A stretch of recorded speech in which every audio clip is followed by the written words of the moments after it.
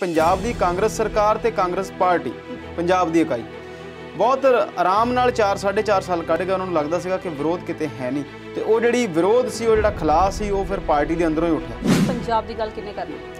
देखो, पंजाब की गल करने की लोड़ ही नहीं हैगी। पंजाब का विकास तो 10 साल पहला अकाली सरकार ने पूरा करता। रावत जी की ड्यूटी लाई है, हरीश रावत जी की, कि तुसीं सिद्धू नूं भी मिलो तो इन्हां दा जिहड़ा सिस्टम है जी, जे कोई थोड़ी बहुती खराबी हो रही है, कोई गरारियां नहीं फिट तो कोई ग्रीस ग्रूस लाओ ताकि जी गड्डी आ पंजाब कांग्रेस की स्मूथ चले। सुप्रीम कोर्ट ने फरवरी के गल कही सी, फरवरी 20 कि इहो जी एक मोबाइल ऐप भी बनाओ जिथों लोग देख सकन कि जिहड़ा भी कैंडीडेट उन्होंने सामने आ रहा है चोण लड़न लई ਉਹਦੇ ਤੇ ਕਿੰਨੇ केस चलते हैं। इन्हों ने क्योंकि वो गल्लां नहीं दसियां तो इस करके इन्हों 1 ਲੱਖ तो लैके 5 ਲੱਖ तक जुर्माना जिहड़ा आ वो लगा। इन्ना क शिकंजा कसन नाल जां एडा संगल पाउण नाल गल बनदी नहीं सबलीन जी, गल इन्ने क नाल नहीं बनदी। जिहड़े सिस्टम नूं फॉलो करन दी गल करदे आ, वो सिस्टम किस गल नूं फॉलो कर? इत्थे सत्ता ही सिस्टम हज़ारां दी तादाद दे विच मैंबर पार्लीमेंट्स दे उत्ते ते MPs दे उत्ते ते MLAs दे उपर केस ने।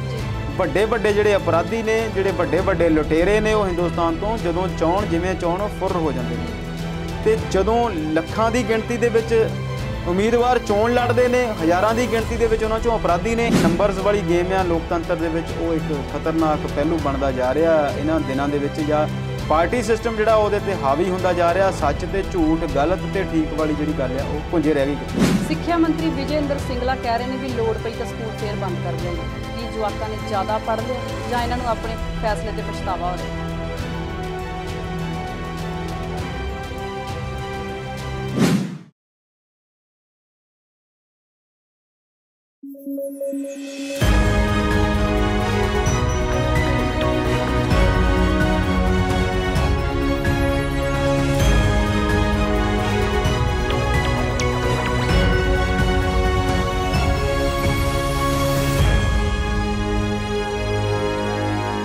पंजाबी नैशनल टीवी देख रहे दर्शकों को सत श्री अकाल, आदाब, जी आयां नूं। प्रोग्राम एक बार फिर विचार चर्चा। इस प्रोग्राम दे विच असीं गलबात करदे हां सियासी मुद्दिआं ते आस-पास दीआं घटनावां दा भी जिक्र करदे हां। अज गल करांगे पंजाब दे मुख मंत्री कैप्टन अमरिंदर सिंह ने केंद्रीय गृह मंत्री अमित शाह दे नाल सिर जोड़ के किहड़ियां-किहड़ियां गल्लां कीतीआं ने।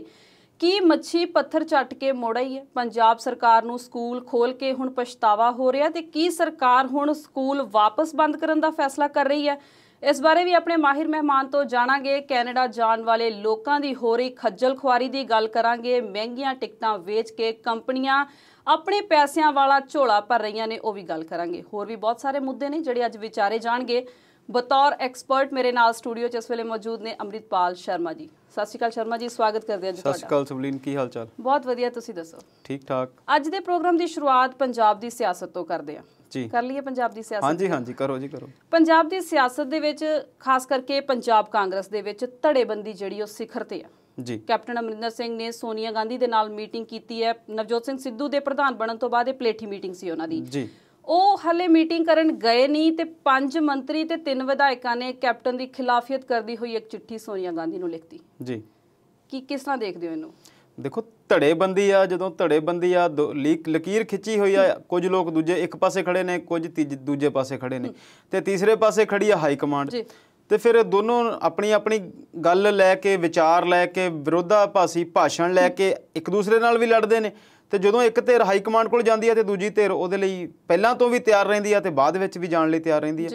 ਇਹਨੂੰ ਤੁਸੀਂ ਇੱਦਾਂ ਦੇਖ ਸਕਦੇ ਆ ਕਿ ਪਹਿਲਾਂ ਵੀ ਅਸੀਂ ਬਹੁਤ ਵਾਰੇ ਗੱਲ ਕੀਤੀ ਆ ਕਿ ਪੰਜਾਬ ਦੀ ਕਾਂਗਰਸ ਸਰਕਾਰ ਤੇ ਕਾਂਗਰਸ ਪਾਰਟੀ ਪੰਜਾਬ ਦੀ ਇਕਾਈ ਬਹੁਤ ਆਰਾਮ ਨਾਲ 4-4.5 ਸਾਲ ਕੱਢ ਗਏ। ਉਹਨਾਂ ਨੂੰ ਲੱਗਦਾ ਸੀਗਾ ਕਿ ਵਿਰੋਧ ਕਿਤੇ ਹੈ ਨਹੀਂ, ਪਰ ਫਿਰ ਜਦੋਂ ਇੱਕ ਵੈਕਿਊਮ ਦੀ ਸਥਿਤੀ ਬਣਦੀ ਹੈ, ਜਦੋਂ ਇੱਕ ਖਲਾਅ ਹੁੰਦਾ ਤੇ ਉਸ ਖਲਾਅ ਨੂੰ ਭਰਨ ਲਈ ਹਵਾ ਕਿਧਰੋਂ ਨਾ ਕਿਧਰੋਂ ਜ਼ਰੂਰ ਆ ਜਾਂਦੀ ਹੈ।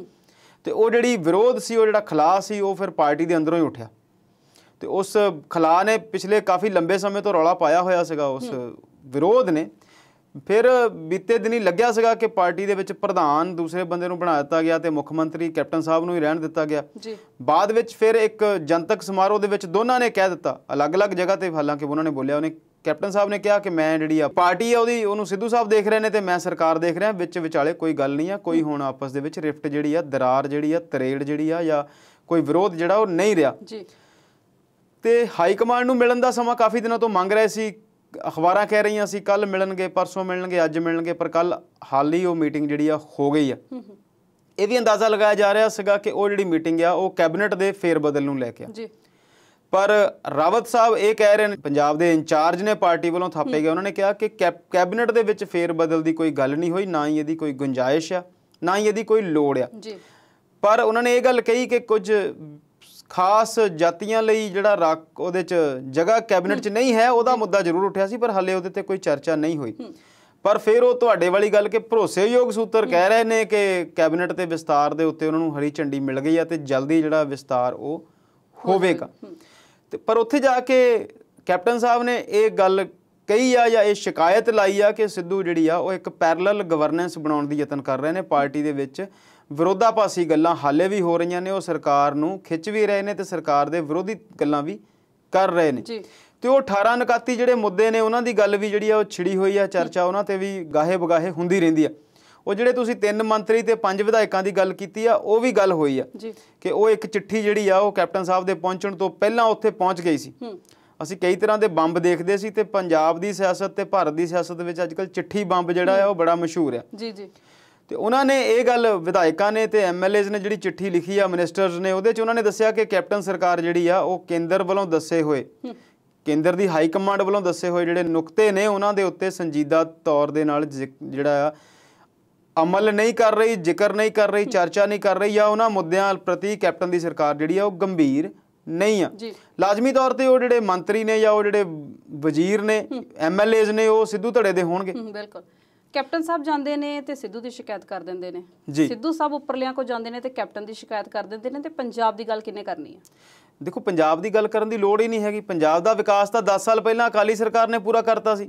ਉਹ ਤਾਂ ਸੁਖਬੀਰ ਸਿੰਘ ਨੇ ਕਿਹਾ ਸੀਗਾ ਕਿ ਪਾਵਰ ਸਰਪਲਸ ਸਟੇਟ ਆ, ਇੱਥੇ ਕਿਸੇ ਚੀਜ਼ ਦੀ ਲੋੜ ਨਹੀਂ ਆ। ਬੱਸਾਂ ਦੇ ਜਿਹੜੀਆਂ ਸੜਕਾਂ ਆ ਉਹਨਾਂ ਦੇ ਉੱਤੇ ਭਾਵੇਂ ਤੁਸੀਂ ਬੰਬ ਚਲਾ ਲਓ, ਭਾਵੇਂ ਹੈਲੀਕਾਪਟਰ ਉਤਾਰ ਲਓ, ਤੇ ਨਸ਼ੇ ਦੀ ਕੋਈ ਗੱਲ ਨਹੀਂ ਸੀ, ਰੇਤ ਮਾਫੀਆ ਦੀ ਕੋਈ ਗੱਲ ਨਹੀਂ ਸੀ, ਟਰਾਂਸਪੋਰਟ ਮਾਫੀਆ ਦੀ ਕੋਈ ਗੱਲ ਨਹੀਂ ਸੀ, ਬੇਅਦਬੀ ਨਾਮ ਦਾ ਕੋਈ ਮੁੱਦਾ ਨਹੀਂ ਹੈਗਾ ਪੰਜਾਬ 'ਚ। ਪੰਜਾਬ ਦਾ ਤੇ ਮੁੱਦਾ ਹੀ ਕੋਈ ਨਹੀਂ। ਇਸੇ ਕਰਕੇ ਤਾਂ 4.5 ਸਾਲ ਪੰਜਾਬ ਦੀ ਸਰਕਾਰ ਨੇ ਮੌਜ ਕੀਤੀ ਆ। ਤੇ ਕਪਤਾਨ ਸਾਹਿਬ ਨੇ ਅਮਿਤ ਸ਼ਾਹ ਦੇ ਨਾਲ ਵੀ ਸਿਰ ਜੋੜ ਕੇ ਗੱਲਾਂ ਬਾਤਾਂ ਕੀਤੀਆਂ ਨੇ, ਤੇ ਕੀ ਵਿਚਾਰਿਆ ਇਹਨਾਂ ਨੇ ਉਸ ਮੀਟਿੰਗ 'ਚ? ਦੇਖੋ, ਕੈਪਟਨ ਸਾਹਿਬ ਦੀ ਜਿਹੜੀ ਦੂਸਰੀ ਮੀਟਿੰਗ ਹੋਈ ਆ ਉਹ ਉੱਥੇ ਲਾਜ਼ਮੀ ਤੌਰ ਤੇ ਭਾਰਤ ਦੇ ਗ੍ਰਹਿ ਮੰਤਰੀ ਨਾਲ ਹੋਈ ਆ, ਤੇ ਉਸ ਮੀਟਿੰਗ ਨੂੰ ਤੁਸੀਂ, ਮੈਨੂੰ ਇਦਾਂ ਲੱਗਦਾ ਕਿ ਉਸ ਮੀਟਿੰਗ ਨੂੰ ਇਸ ਮੀਟਿੰਗ ਨਾਲੋਂ ਜ਼ਿਆਦਾ ਮਹੱਤਵਪੂਰਨ ਮੰਨਿਆ ਜਾਣਾ ਚਾਹੀਦਾ। ਉੱਥੇ ਉਹਨਾਂ ਨੇ ਪੰਜਾਬ ਦੀ ਕੋਈ ਗੱਲ ਜ਼ਰੂਰ ਛੇੜੀ ਆ। ਪੰਜਾਬ ਦੀ ਜਦੋਂ ਅਸੀਂ ਗੱਲ ਕਰਦੇ ਹਾਂ 47 ਤੋਂ ਲੈ ਕੇ ਹੀ ਇਹ ਜਦੋਂ ਵੰਡ ਹੁੰਦੀ ਆ ਤੇ ਇਹ ਬਿਲਕੁਲ ਬਾਰਡਰ ਸਟੇਟ ਜਿਹੜੀ ਆ ਉਹ ਬਣ ਜਾਂਦੀ ਆ, ਕਿਉਂਕਿ ਪੰਜਾਬ ਵੰਡਿਆ ਗਿਆ, ਅੱਧਾ ਇੱਧਰ ਰਹਿ ਗਿਆ, ਅੱਧਾ ਉੱਧਰ ਰਹਿ ਗਿਆ, ਵਿੱਚ ਲਕੀਰ ਖਿੱਚੀ ਗਈ ਤੇ ਪਾਕਿਸਤਾਨ ਨਾਲ ਕਾਫੀ ਲੰਬਾ ਚੌੜਾ ਸਾਡਾ ਬਾਰਡਰ ਲੱਗਦਾ। ਤੇ ਇੱਥੇ ਫਿਰ ਹੁਣ ਜਿਹੜਾ ਇੱਕ ਰਾਗ ਉਹਨਾਂ ਨੇ ਉੱਥੇ ਅਲਾਪਿਆ, ਅਮਿਤ ਸ਼ਾਹ ਨਾਲ ਜਿਹੜੀ ਗੱਲ ਕੀਤੀ ਆ, ਉਹ ਮੈਨੂੰ ਥੋੜੀ ਜਿਹੀ ਅਟਪਟੀ ਵੀ ਲੱਗੀ ਆ, ਤੇ ਇਲੈਕਸ਼ਨ ਨੇੜੇ ਆਉਣ ਕਰਕੇ ਇਦਾਂ ਵੀ ਲੱਗੀ ਆ ਕਿ ਉਹ ਵੀ ਜਾਣਬੁੱਝ ਕੇ ਛੇੜੀ ਗਈ ਗੱਲ। ਇਲੈਕਸ਼ਨ ਸਟੰਟ ਹੋ ਸਕਦਾ ਜੀ। ਹਾਲਾਂਕਿ ਬੀਤੇ ਦਿਨੀ ਉੱਥੋਂ ਪਾਕਿਸਤਾਨ ਵਾਲੇ ਸਾਈਡ ਤੋਂ ਕੁਝ ਡਰੋਨ ਦੇ ਜ਼ਰੀਏ ਗੱਲਾਂ ਬਾਤਾਂ ਡਰੋਨ ਦੀਆਂ ਹੋਈਆਂ, ਕੁਝ 1-2 ਟਿਫਨ ਬੰਬ ਦੀ ਵੀ ਗੱਲ ਹੋਈ ਆ। ਪਰ ਇਹ ਚੀਜ਼ਾਂ ਜਿਹੜੀਆਂ ਨੇ ਉਹ ਬਾਰਡਰ ਸਟੇਟ ਆ ਤੇ ਸਾਡੇ ਉਹਨਾਂ ਨਾਲ ਸੰਬੰਧ ਕਿਹੋ ਜਿਹੇ ਨੇ ਸਾਰੀ ਦੁਨੀਆ ਨੂੰ ਪਤਾ ਆ ਤੇ ਅਮਿਤ ਸ਼ਾਹ ਜੀ ਨੂੰ ਵੀ ਪਤਾ ਆ। ਪਰ ਜਿਹੜੀ ਨਾਲ ਦੀ ਉਹਨਾਂ ਨੇ ਗੱਲ ਕੀਤੀ ਆ ਕਿ ਪੰਜਾਬ ਦੇ ਵਿੱਚ BJP ਦੇ ਲੀਡਰਾਂ ਨੂੰ ਖਤਰਾ ਆ, ਮੰਦਿਰਾਂ ਨੂੰ ਖਤਰਾ ਆ, ਧਾਰਮਿਕ ਸੰਸਥਾਨਾਂ ਨੂੰ ਖਤਰਾ ਆ, ਜਾਂ ਕੁਝ ਅੱਤਵਾਦੀ ਘਟਨਾਵਾਂ ਦਾ ਜਿਹੜਾ ਆ ਸ਼ੰਕਾ ਉਹਨਾਂ ਨੇ ਜ਼ਾਹਰ ਕੀਤੀ ਆ, ਤੇ BSF ਦੀਆਂ ਕੁਝ ਟੁਕੜੀਆਂ ਦੀ ਹੋਰ ਮੰਗ ਕੀਤੀ ਆ। ਨਾਲ ਦੀ ਨਾਲ ਉਹਨਾਂ ਨੇ ਕੁਝ ਉਪਕਰਨ ਮੰਗੇ ਨੇ ਬਾਰਡਰ ਦੇ ਵਿੱਚ ਉਹ ਸਾਰੀਆਂ ਕਰਨ ਲਈ। ਉਹ ਗੱਲਾਂ ਜਿਹੜੀਆਂ ਨੇ ਉਹ ਕੁਝ ਗੰਭੀਰਤਾ ਵੀ ਲੱਗਦੀ ਆ ਤੇ ਕੁਝ ਰਾਜਨੀਤੀ ਨਾਲ ਜੁੜੀਆਂ ਹੋਈਆਂ ਗੱਲਾਂ ਵੀ ਲੱਗਦੀਆਂ ਨੇ। ਹੁਣ ਦੇਖਣਾ ਇਹ ਬਣੇਗਾ ਕਿ ਅਮਿਤ ਸ਼ਾਹ ਉਹਦੇ ਤੇ ਕਿੱਦਾਂ ਰਿਐਕਟ ਕਰਦੇ ਨੇ, ਕੀ ਇਹਨੂੰ ਸੰਜੀਦਾ ਲੈਂਦੇ ਨੇ ਜਾਂ ਇਹਨੂੰ ਹੋਰ ਤਰੀਕੇ ਨਾਲ ਦੇਖਦੇ ਨੇ। ਪਰ ਉਹ ਜਿਹੜੀ ਮੁਲਾਕਾਤ ਸੀ ਉਹ ਕੈਪਟਨ ਦੀਆਂ ਦੋਨੋਂ ਮੁਲਾਕਾਤਾਂ ਹੋਈਆਂ। ਸੋਨੀਆ ਗਾਂਧੀ ਨੇ ਉਹਨਾਂ ਨੂੰ ਕਿਹਾ ਕਿ ਤੁਸੀਂ ਇੱਥੇ ਪੰਜਾਬ ਦੇ ਵਿੱਚ ਜਿਹੜੀ ਆਪਸੀ ਪਾਰਟੀ ਦੀ ਫੋਟ ਆ ਉਹਨੂੰ ਸ਼ਾਂਤ ਰੱਖੋ, ਤੇ ਫਿਰ ਇੱਕ ਵਾਰੀ ਰਾਵਤ ਜੀ ਦੀ ਡਿਊਟੀ ਲਾਈ ਆ, ਹਰੀਸ਼ ਰਾਵਤ ਜੀ ਦੀ, ਕਿ ਤੁਸੀਂ ਸਿੱਧੂ ਨੂੰ ਵੀ ਮਿਲੋ ਤੇ ਇਹਨਾਂ ਦਾ ਜਿਹੜਾ ਸਿਸਟਮ ਹੈਗਾ, ਜਿਹੜੇ ਜੇ ਕੋਈ ਥੋੜੀ ਬਹੁਤੀ ਖਰਾਬੀ ਹੋ ਰਹੀ ਆ, ਕੋਈ ਗਰਾਰੀਆਂ ਨਹੀਂ ਫਿੱਟ ਤੇ ਕੋਈ ਗਰੀਸ ਗਰੂਸ ਲਾਓ ਤਾਂ ਕਿ ਜਿਹੜੀ ਗੱਡੀ ਆ ਪੰਜਾਬ ਕਾਂਗਰਸ ਦੀ ਉਹ ਸਮੂਥ ਚੱਲੇ। ਤੇ ਅਮਿਤ ਸ਼ਾਹ ਨਾਲ ਜਿਹੜੀ ਮੁਲਾਕਾਤ ਆ ਉਹ ਉਹਨਾਂ ਦੇ ਸੈਂਟਰ ਸਟੇਟ ਰਿਲੇਸ਼ਨਸ ਨੂੰ ਲੈ ਕੇ ਆ ਜਾਂ ਪੰਜਾਬ ਦੇ ਬਾਰਡਰ ਸਟੇਟ ਨੂੰ ਲੈ ਕੇ ਆ, ਉਹਨਾਂ ਦੀ ਨਾਲ ਵੀ ਗੱਲ ਹੋਈ ਆ। ਤੇ ਇੱਕ ਤੀਜੀ ਮੁਲਾਕਾਤ ਵੀ ਹੋਈ ਆ, ਕਹਿੰਦੇ ਮਿਲ ਕੇ ਉਹ ਪ੍ਰਸ਼ਾਂਤ ਕਿਸ਼ੋਰ ਨੂੰ ਵੀ ਆਏ ਨੇ ਉੱਥੇ। ਪ੍ਰਸ਼ਾਂਤ ਕਿਸ਼ੋਰ ਨਾਲ ਉਹਨਾਂ ਦੀ ਮੁਲਾਕਾਤ ਹੋਈ ਆ ਤੇ ਕਿਸ਼ੋਰ ਨੇ ਉਹਨਾਂ ਨੂੰ ਕਿਹਾ ਕਿ ਤੁਸੀਂ ਫਿਕਰ ਨਾ ਕਰੋ, ਭਾਵੇਂ ਮੈਂ ਤੁਹਾਡਾ ਜਿਹੜਾ ਆ ਪ੍ਰਧਾਨ ਸਲਾਹਕਾਰ ਹੁਣ ਨਹੀਂ ਹੈਗਾ, ਪਰ ਤੁਹਾਨੂੰ ਚੋਣਾਂ ਦੇ ਵਿੱਚ ਜਿੰਨੀ ਇਨਪੁਟ ਦੀ ਲੋੜ ਆ, ਜਿੰਨੀ ਤੁਹਾਡੀ ਮਦਦ ਦੀ ਲੋੜ ਆ ਜਾਂ ਜਿੰਨੇ ਸੁਝਾਵਾਂ ਦੀ ਲੋੜ ਆ, ਉਹ ਸਾਰੀਆਂ ਜਿਹੜੀਆਂ ਤੁਹਾਡੇ ਨਾਲ ਗੱਲਬਾਤ ਜਿਹੜੀ ਆ ਰਾਬਤਾ ਪੂਰਾ ਰਹੂਗਾ। 1 ਰੁਪਈਆ ਤਨਖਾਹ ਹੀ ਲੈਂਦਾ ਸੀ, ਉਹ ਮੈਂ ਨਹੀਂ ਵੀ ਲਊਂਗਾ ਤੇ ਕੰਮ ਤੁਹਾਡਾ ਜਿਹੜਾ ਆ ਉਹ ਪੂਰਾ ਹੋਵੇਗਾ। ਪੰਜਾਬ ਦੀ ਗੱਲ ਕਰ ਰਹੇ ਆ ਤੇ ਲੱਗਦੇ ਆ ਤੇ ਪੰਜਾਬ ਦੇ ਸਕੂਲਾਂ ਦੀ ਵੀ ਗੱਲ ਕਰ ਲਈਏ। ਸਿੱਖਿਆ ਮੰਤਰੀ ਵਿਜੇ ਇੰਦਰ ਸਿੰਗਲਾ ਕਹਿ ਰਹੇ ਨੇ ਵੀ ਲੋੜ ਪਈ ਤਾਂ ਸਕੂਲ ਫੇਰ ਬੰਦ ਕਰ ਦਿਆਂਗੇ। ਕੀ ਜਵਾਕਾਂ ਨੇ ਜ਼ਿਆਦਾ ਪੜ੍ਹ ਲਿਆ ਜਾਂ ਇਹਨਾਂ ਨੂੰ ਆਪਣੇ ਫੈਸਲੇ ਤੇ ਪਛਤਾਵਾ ਹੋ ਰਿਹਾ? ਬਿਲਕੁਲ ਜੀ, ਤੁਹਾਡੀ ਗੱਲ ਠੀਕ ਆ ਕਿ ਜਦੋਂ ਅਸੀਂ ਪਿਛਲੇ ਹਫਤੇ 2 ਅਗਸਤ ਤੋਂ ਸਕੂਲ ਖੋਲ੍ਹਣ ਦੀ ਗੱਲ ਹੋਈ ਸੀ ਤੇ ਬੜੀ ਖੁਸ਼ੀ ਸੀ ਬੱਚਿਆਂ ਦੇ ਵਿੱਚ ਵੀ ਤੇ ਅਧਿਆਪਕਾਂ ਦੇ ਵਿੱਚ ਵੀ ਕਿ ਸਕੂਲ ਜਿਹੜੇ ਆ ਖੁੱਲ੍ਹ ਜਾਣੇ ਆ, ਕਿਉਂਕਿ ਕੋਈ ਲਗਭਗ 2 ਸਾਲ ਹੀ ਹੋਣ ਨੂੰ ਆਏ ਆ, 1.5 ਸਾਲ ਤੇ ਹੋ ਹੀ ਗਿਆ। ਜਿਹੜੇ ਵਿਦਿਆਰਥੀ ਨੇ ਉਹ ਘਰਾਂ 'ਚ ਡੱਕੇ ਹੋਏ ਨੇ। ਪਿਛਲਾ ਸਾਲ ਵੀ ਉਹਨਾਂ ਦਾ ਪਾਸ ਵੀ ਇੰਝ ਹੀ ਹੋ ਗਿਆ। ਸਕੂਲ ਕਾਲਜ ਤੇ ਯੂਨੀਵਰਸਿਟੀਜ਼ ਖੁੱਲ੍ਹ ਗਈਆਂ ਸੀ, ਟੈਕਨੀਕਲ ਐਜੂਕੇਸ਼ਨਸ ਵੀ ਖੁੱਲ੍ਹ ਗਈਆਂ ਸੀ, ਮੈਡੀਕਲ ਸੰਸਥਾਵਾਂ ਵੀ ਖੋਲ੍ਹ ਦਿੱਤੀਆਂ ਗਈਆਂ ਸੀ। ਉਸ ਤੋਂ ਬਾਅਦ ਸਕੂਲਾਂ ਦੀ ਹੀ ਵਾਰੀ ਸੀ ਤੇ ਪੰਜਾਬ ਦੇ ਵਿੱਚ ਕਿਉਂਕਿ ਵੈਕਸੀਨੇਸ਼ਨ ਵੀ ਠੀਕ ਠਾਕ ਚੱਲ ਰਹੀ ਆ ਤੇ ਸਕੂਲਾਂ ਦੇ ਅਧਿਆਪਕਾਂ ਨੂੰ ਕੁਝ ਦਿਨ ਪਹਿਲਾਂ ਕਹਿ ਦਿੱਤਾ ਗਿਆ ਸੀਗਾ ਕਿ ਵੈਕਸੀਨੇਸ਼ਨ ਜਿਹੜੀ ਆ ਕਰਵਾ ਲਓ, ਉਸ ਤੋਂ ਬਾਅਦ ਜਿਹੜੇ ਸਕੂਲ ਨੇ ਉਹ ਖੁੱਲ੍ਹ ਜਾਣੇ ਨੇ। ਪਰ ਖੁੱਲ੍ਹਣ ਤੋਂ ਹਫਤੇ ਦੇ ਅੰਦਰ ਹੀ ਫਿਰ ਗੱਲਾਂ ਬਾਤਾਂ ਸਾਹਮਣੇ ਆਈਆਂ ਸੀਗੀਆਂ ਕਿ ਕੁਝ ਕੇਸ ਪੋਜ਼ਿਟਿਵ ਮਿਲ ਰਹੇ ਨੇ। ਫਿਰ ਇੱਕ ਬਿਆਨ ਆਇਆ ਸੀ ਚੱਲਦੇ ਉਹ ਕੁਝ ਕੁ ਅਖਬਾਰਾਂ ਨੇ ਦਿੱਤਾ, ਕੁਝ ਕੁ 'ਚ ਤਾਂ ਉਹਦਾ ਜ਼ਿਕਰ ਨਹੀਂ ਹੋਇਆ ਸੀਗਾ ਕਿ ਬੋਰਡ ਤੇ ਨਾਨ ਬੋਰਡ ਕਲਾਸਿਸ ਨੇ ਜਿਹੜੀਆਂ 8ਵੀਂ 10ਵੀਂ ਤੇ 12ਵੀਂ ਨੇ ਉਹਨਾਂ ਦੇ ਦਿਨ ਵਧਾਏ ਨੇ। 4 ਦਿਨ ਚੱਲਣਗੀਆਂ ਕਲਾਸਾਂ। ਜਿਹੜੀਆਂ ਨਾਨ ਬੋਰਡ ਦੀਆਂ ਕਲਾਸਾਂ ਨੇ 6ਵੀਂ 7ਵੀਂ 9ਵੀਂ ਤੇ 11ਵੀਂ ਉਹਨਾਂ ਨੂੰ ਹਫਤੇ 'ਚ 2 ਦਿਨ ਬੁਲਾਉਣ ਦੀ ਗੱਲ ਸੀ। ਫਿਰ ਅਗਲੇ ਦਿਨ ਆਇਆ ਬਿਆਨ ਕਿ ਨਹੀਂ, ਸਾਰਾ ਹਫਤਾ ਹੀ ਸਾਰਾ ਸਕੂਲ ਲੱਗਣਗੇ ਪਰ ਉਹਨਾਂ ਦੀ ਜਿਹੜੀ ਮਾਰਨਿੰਗ ਅਸੈਂਬਲੀ ਆ ਉਹ ਨਹੀਂ ਹੋਵੇਗੀ। ਪਰ ਬੀਤੇ ਦਿਨੀ ਜਦੋਂ ਲੁਧਿਆਣੇ ਦੇ ਵਿੱਚ ਕੁਝ 2 ਸਕੂਲਾਂ ਦੇ ਵਿੱਚ ਰੈਂਡਮ ਟੈਸਟ ਹੋਏ ਤੇ ਉੱਥੇ ਕੁਝ 20 ਤੋਂ ਵੀ ਵਧੇਰੇ ਬੱਚਿਆਂ ਦੇ ਪੋਜ਼ਿਟਿਵ ਹੋਣ ਦੀ ਗੱਲ ਆਈ ਆ। ਉਸ ਤੋਂ ਬਾਅਦ ਫਿਰ ਸਿੱਖਿਆ ਮੰਤਰੀ ਨੇ ਕਿਹਾ ਕਿ ਅਸੀਂ ਹੋ ਸਕਦਾ ਹੈ ਜੇ ਸਾਨੂੰ ਹੋਰ ਵੀ ਕਿਤੇ ਕੇਸ ਮਿਲੇ ਤਾਂ ਦੁਬਾਰਾ ਸਕੂਲਾਂ ਨੂੰ ਬੰਦ ਕਰ ਦਿੱਤਾ ਜਾਵੇ। ਤੇ ਇਸ ਦੇ ਨਾਲ ਹੀ ਅੱਜ ਹਿੰਦੁਸਤਾਨ ਦੀ ਖਬਰ ਸੀ ਕਿ 14 ਕੁ ਸਟੇਟਾਂ ਨੇ ਕਿਹਾ ਕਿ ਅਸੀਂ ਜਿਹੜੇ ਸਕੂਲ ਨੇ ਉਹ ਖੋਲ੍ਹ ਦੇਣੇ ਆ ਹਾਲੇ। ਸੋ ਇੱਦਾਂ ਵੀ ਹੋ ਸਕਦਾ ਕਿ ਪੰਜਾਬ ਨੇ ਜਿਹੜੀ ਆ ਉਹ ਪੇਸ਼ਕਦਮੀ ਕਰ ਲਈ ਸੀ, ਜਲਦੀ ਸਕੂਲ ਖੋਲ੍ਹ ਦਿੱਤੇ ਸੀ। ਜਦੋਂ ਅਸੀਂ ਕੋਵਿਡ ਦੀ ਗੱਲ ਕਰਦੇ ਹਾਂ ਤੇ ਹਾਲੇ ਵੀ ਕੁਝ ਸਟੇਟਾਂ ਦੇ ਵਿੱਚ ਜਿਹੜੀ ਦਰ ਆ, ਜਿਹੜੀ ਲਾਗ ਦੀ ਦਰ ਆ, ਜਿਹਨੂੰ ਅਸੀਂ ਪੋਜ਼ਿਟਿਵਿਟੀ ਰੇਟ ਕਹਿੰਦੇ ਆ, ਉਹ ਵੱਧ ਰਹੀ ਆ। ਜਿਹੜੀਆਂ ਸਟੇਟਾਂ 'ਚ ਵੱਧ ਰਹੀ ਆ ਉਹਨਾਂ ਦੇ ਵਿੱਚ ਪੰਜਾਬ ਦਾ ਵੀ ਨਾਂ ਆਇਆ। ਮੇਰਾ ਖਿਆਲ ਉਹ ਗਿਣਤੀ ਜਿਹੜੀ ਆ ਇਹਨਾਂ ਸਟੂਡੈਂਟਸ ਦੇ ਆਉਣ ਨਾਲ ਹੀ ਵਧੀ ਆ। ਕੇਰਲਾ ਦੀ ਗਿਣਤੀ ਕਾਫੀ ਦਿਨਾਂ ਤੋਂ ਵੱਧ ਰਹੀ ਆ। ਮਹਾਰਾਸ਼ਟਰ ਦੇ ਵਿੱਚ ਵੀ ਗੜਬੜ ਸੀ ਤੇ ਕਰਨਾਟਕਾ 'ਚ ਵੀ ਗੜਬੜ ਸੀ। ਕੇਰਲਾ ਦੀ ਸਰਕਾਰ ਨੇ ਇਹ ਸਾਫ਼ ਬਿਆਨ ਦਿੱਤਾ ਸੀ ਕਿ ਸਾਡੇ ਕੋਲ ਜਿਹੜੀ ਰੇਟ ਵਧਿਆ ਉਹਦੀ ਸਿਰਫ ਔਰ ਸਿਰਫ ਵਜ੍ਹਾ ਇਹ ਆ ਕਿ ਅਸੀਂ ਟੈਸਟ ਜਿਹੜੇ ਆ ਉਹ ਕਰਨੇ ਘਟਾਏ ਨਹੀਂ ਜਾਂ ਬੰਦ ਨਹੀਂ ਕੀਤੇ। ਸੋ ਇਸ ਗੱਲ ਨੂੰ ਲੈ ਕੇ ਫਿਰ ਇਹ ਗੱਲ ਸਾਹਮਣੇ ਆਉਂਦੀ ਆ ਕਿ ਜੇ ਕੇਰਲਾ ਦੇ ਵਿੱਚ ਰੇਟ ਵੱਧ ਸੀ ਤੇ ਫਿਰ ਬਾਕੀ ਸਾਰੀ ਜਗ੍ਹਾ ਤੇ ਵੀ ਜਿਹੜਾ ਰੇਟ ਆ ਉਹ ਜ਼ਰੂਰ ਵਧਿਆ, ਪਰ ਬਾਕੀ ਸਟੇਟਾਂ ਨੇ ਟੈਸਟਿੰਗ ਜਿਹੜੀ ਆ ਘੱਟ ਕਰ ਦਿੱਤੀ। ਹਾਲਾਂਕਿ ਪੰਜਾਬ ਦੇ ਵਿੱਚ ਸਕੂਲ ਓਪਨਿੰਗ ਹੋਣ ਦੇ ਨਾਲ ਹੀ ਸਰਕਾਰ ਨੇ ਕਿਹਾ ਸੀਗਾ ਕਿ 10,000 ਦੇ ਨੇੜੇ ਤੇੜੇ ਅਸੀਂ ਰੈਂਡਮ ਸੈਂਪਲਿੰਗ ਜਿਹੜੀ ਆ ਉਹ ਕਰਾਂਗੇ। ਸੋ ਉਸ ਰੈਂਡਮ ਸੈਂਪਲਿੰਗ ਦੇ ਵਿੱਚ ਹੀ ਜਿਹੜੇ ਆ ਕੇਸ ਕੁਝ ਪੋਜ਼ਿਟਿਵ ਆਏ ਨੇ। ਫਿਰ ਗੱਲ ਉਹੀ ਆ ਕਿ ਹਾਲੇ ਬਚਾਅ ਦੀ ਲੋੜ ਆ, ਕੜਾਈ ਦੀ ਵੀ ਲੋੜ ਆ, ਦਵਾਈ ਦੀ ਵੀ ਲੋੜ ਆ ਤੇ ਸਫਾਈ ਦੀ ਵੀ ਲੋੜ ਆ। ਸਕੂਲ ਮੈਨੂੰ ਇੱਦਾਂ ਲੱਗਦਾ ਕਿ ਬੰਦ ਕਰਨ ਨਾਲੋਂ ਜੇ ਉਹਦੇ ਅਹਤਿਆਤੀ ਉਪਾਏ ਬਣਾ ਕੇ ਰੱਖੇ ਜਾਣ, ਕਿਉਂਕਿ ਦੁਬਾਰਾ ਤੁਸੀਂ ਸ਼ੁਰੂ ਕਰੋਗੇ ਬੰਦ ਕਰੋਗੇ ਤੇ ਬਹੁਤ ਸਾਰੀਆਂ ਜਿਹੜੀਆਂ ਸਮੱਸਿਆਵਾਂ ਉਹ ਪਹਿਲਾਂ ਹੀ ਨੇ, ਪੜ੍ਹਾਈ ਨੂੰ ਲੈ ਕੇ ਵੀ ਤੇ ਦੂਸਰੀਆਂ ਸਾਰੀਆਂ ਚੀਜ਼ਾਂ ਨੂੰ ਵੀ ਲੈ ਕੇ। ਸੋ ਇਹਨੂੰ ਕਰਨਾ ਤੇ ਸਰਕਾਰ ਨੇ ਆ, ਪਰ ਇੱਦਾਂ ਲੱਗਦਾ ਆ ਕਿ ਹਾਲੇ ਕੁਝ ਕੇਸ ਜਿਹੜੇ ਆ ਉਹ ਵੱਧਦੇ ਜ਼ਰੂਰ ਨਜ਼ਰ ਆ ਰਹੇ। ਮੁੱਦਿਆਂ ਤੇ ਚਰਚਾ ਇਸੇ ਤਰ੍ਹਾਂ ਜਾਰੀ ਰੱਖਾਂਗੇ। ਤੁਸੀਂ ਕਿਤੇ ਨਾ ਜਾਇਓ। ਇੱਕ ਛੋਟੀ ਜਿਹੀ ਬ੍ਰੇਕ ਤੋਂ ਬਾਅਦ ਜਲਦ ਹਾਜ਼ਰ ਹੁੰਦੇ ਹਾਂ।